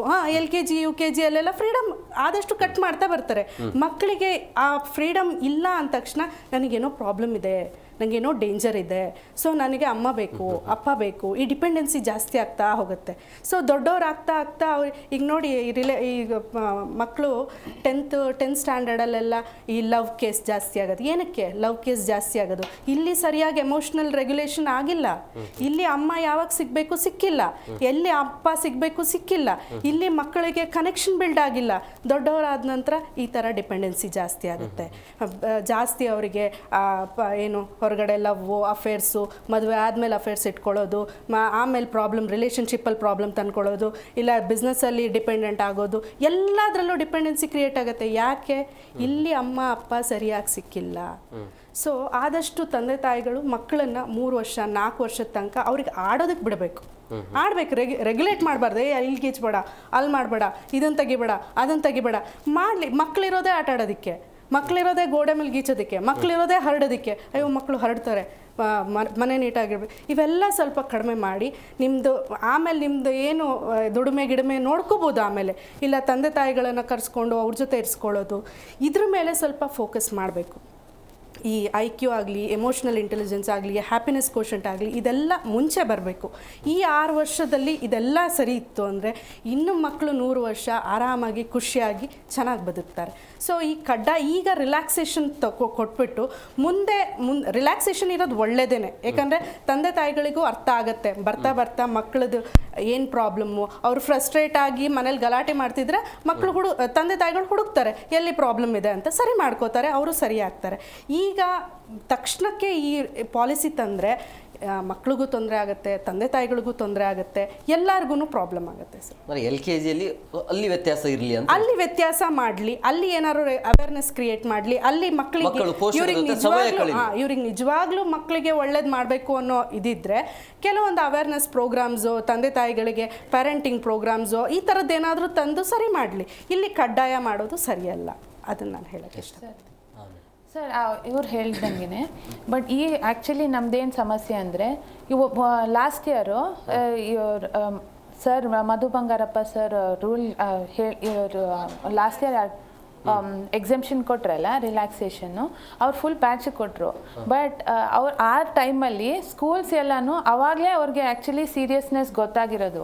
ಸೊ ಲಾಸ್ಟ್ ಇಯರಿಂದ ಇವ್ರು ಹೇಳ್ದಂಗೆ LKGಗೆ, ನರ್ಸರಿಗೆ ಆ ವಯಸ್ಸನ್ನು ಸರಿಯಾಗಿ ಅಡ್ಮಿಷನ್ಸ್ ಮಾಡ್ಕೊಳ್ತಾ ಇದ್ದಾರೆ. ಸೊ ಲಾಸ್ಟ್ ಇಯರಿಂದ ಸರಿಯಾಗಿ ಬಂದಿದೆ. ಈ ಇಶ್ಯೂ ಇರೋದು ನಮ್ಮ ಬ್ಯಾಚ್ಗೆ ಮಾತ್ರ ಹಂಗೆ ನೋಡಿದ್ರೆ. ಬಟ್ ನೆಕ್ಸ್ಟ್ ಇಯರ್ ಬ್ಯಾಚ್ಗೆ SEP ಏನಾದರೂ ಇಂಪ್ಲಿಮೆಂಟ್ ಮಾಡಿದ್ರೆ ಆ ಬ್ಯಾಚ್ಗೆ ಇಶ್ಯೂ ಬರೋದೇ ಇಲ್ಲ.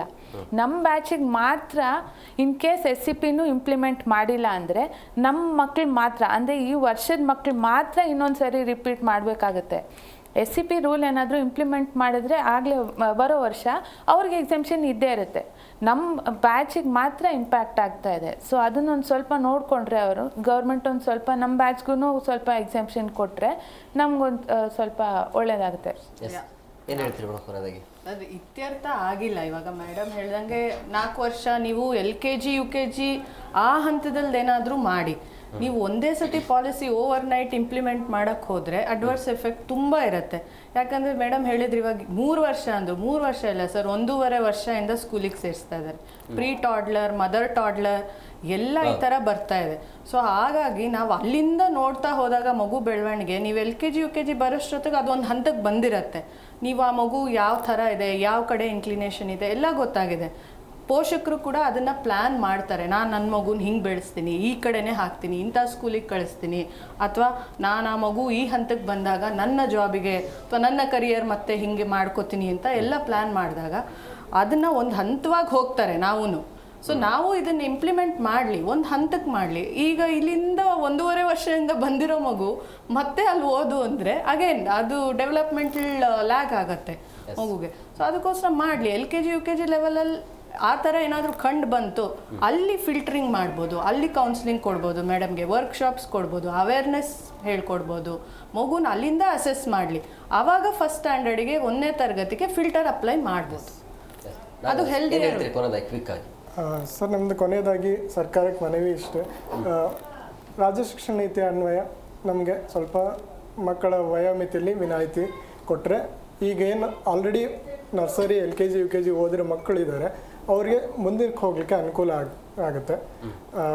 ಅವರು ಸ್ವಲ್ಪ ಪಾಸಿಟಿವ್ ಆಗಿ ರೆಸ್ಪಾನ್ಸ್ ಮಾಡಿದ್ರೆ ಒಳ್ಳೆಯದು, ನಮಗೆ ಹೆಲ್ಪ್ ಆಗುತ್ತೆ. ಮಕ್ಕಳ ದೃಷ್ಟಿಯಿಂದನೂ ನೋಡಬೇಕು, ಬರೀ ಅಡ್ಮಿನಿಸ್ಟ್ರೇಷನ್ ದೃಷ್ಟಿಯಿಂದ ನೋಡದೆ ಮಕ್ಕಳ ಭವಿಷ್ಯದ ದೃಷ್ಟಿಯಿಂದ ನೋಡಿ ನಮ್ಗೆ ಅನುಕೂಲ ಮಾಡಿಕೊಟ್ರೆ ಮಕ್ಕಳ ಭವಿಷ್ಯಕ್ಕೆ ಹೆಲ್ಪ್ ಆಗುತ್ತೆ ಅಂತ ಕೇಳ್ಕೊಳ್ತಾರೆ. Thank you very much. 4 ಜನಕ್ಕೆ ಇಷ್ಟೊತ್ತು ಕಾರ್ಯಕ್ರಮಕ್ಕೆ ಜಾಯ್ನ್ ಆಗಿದೆ.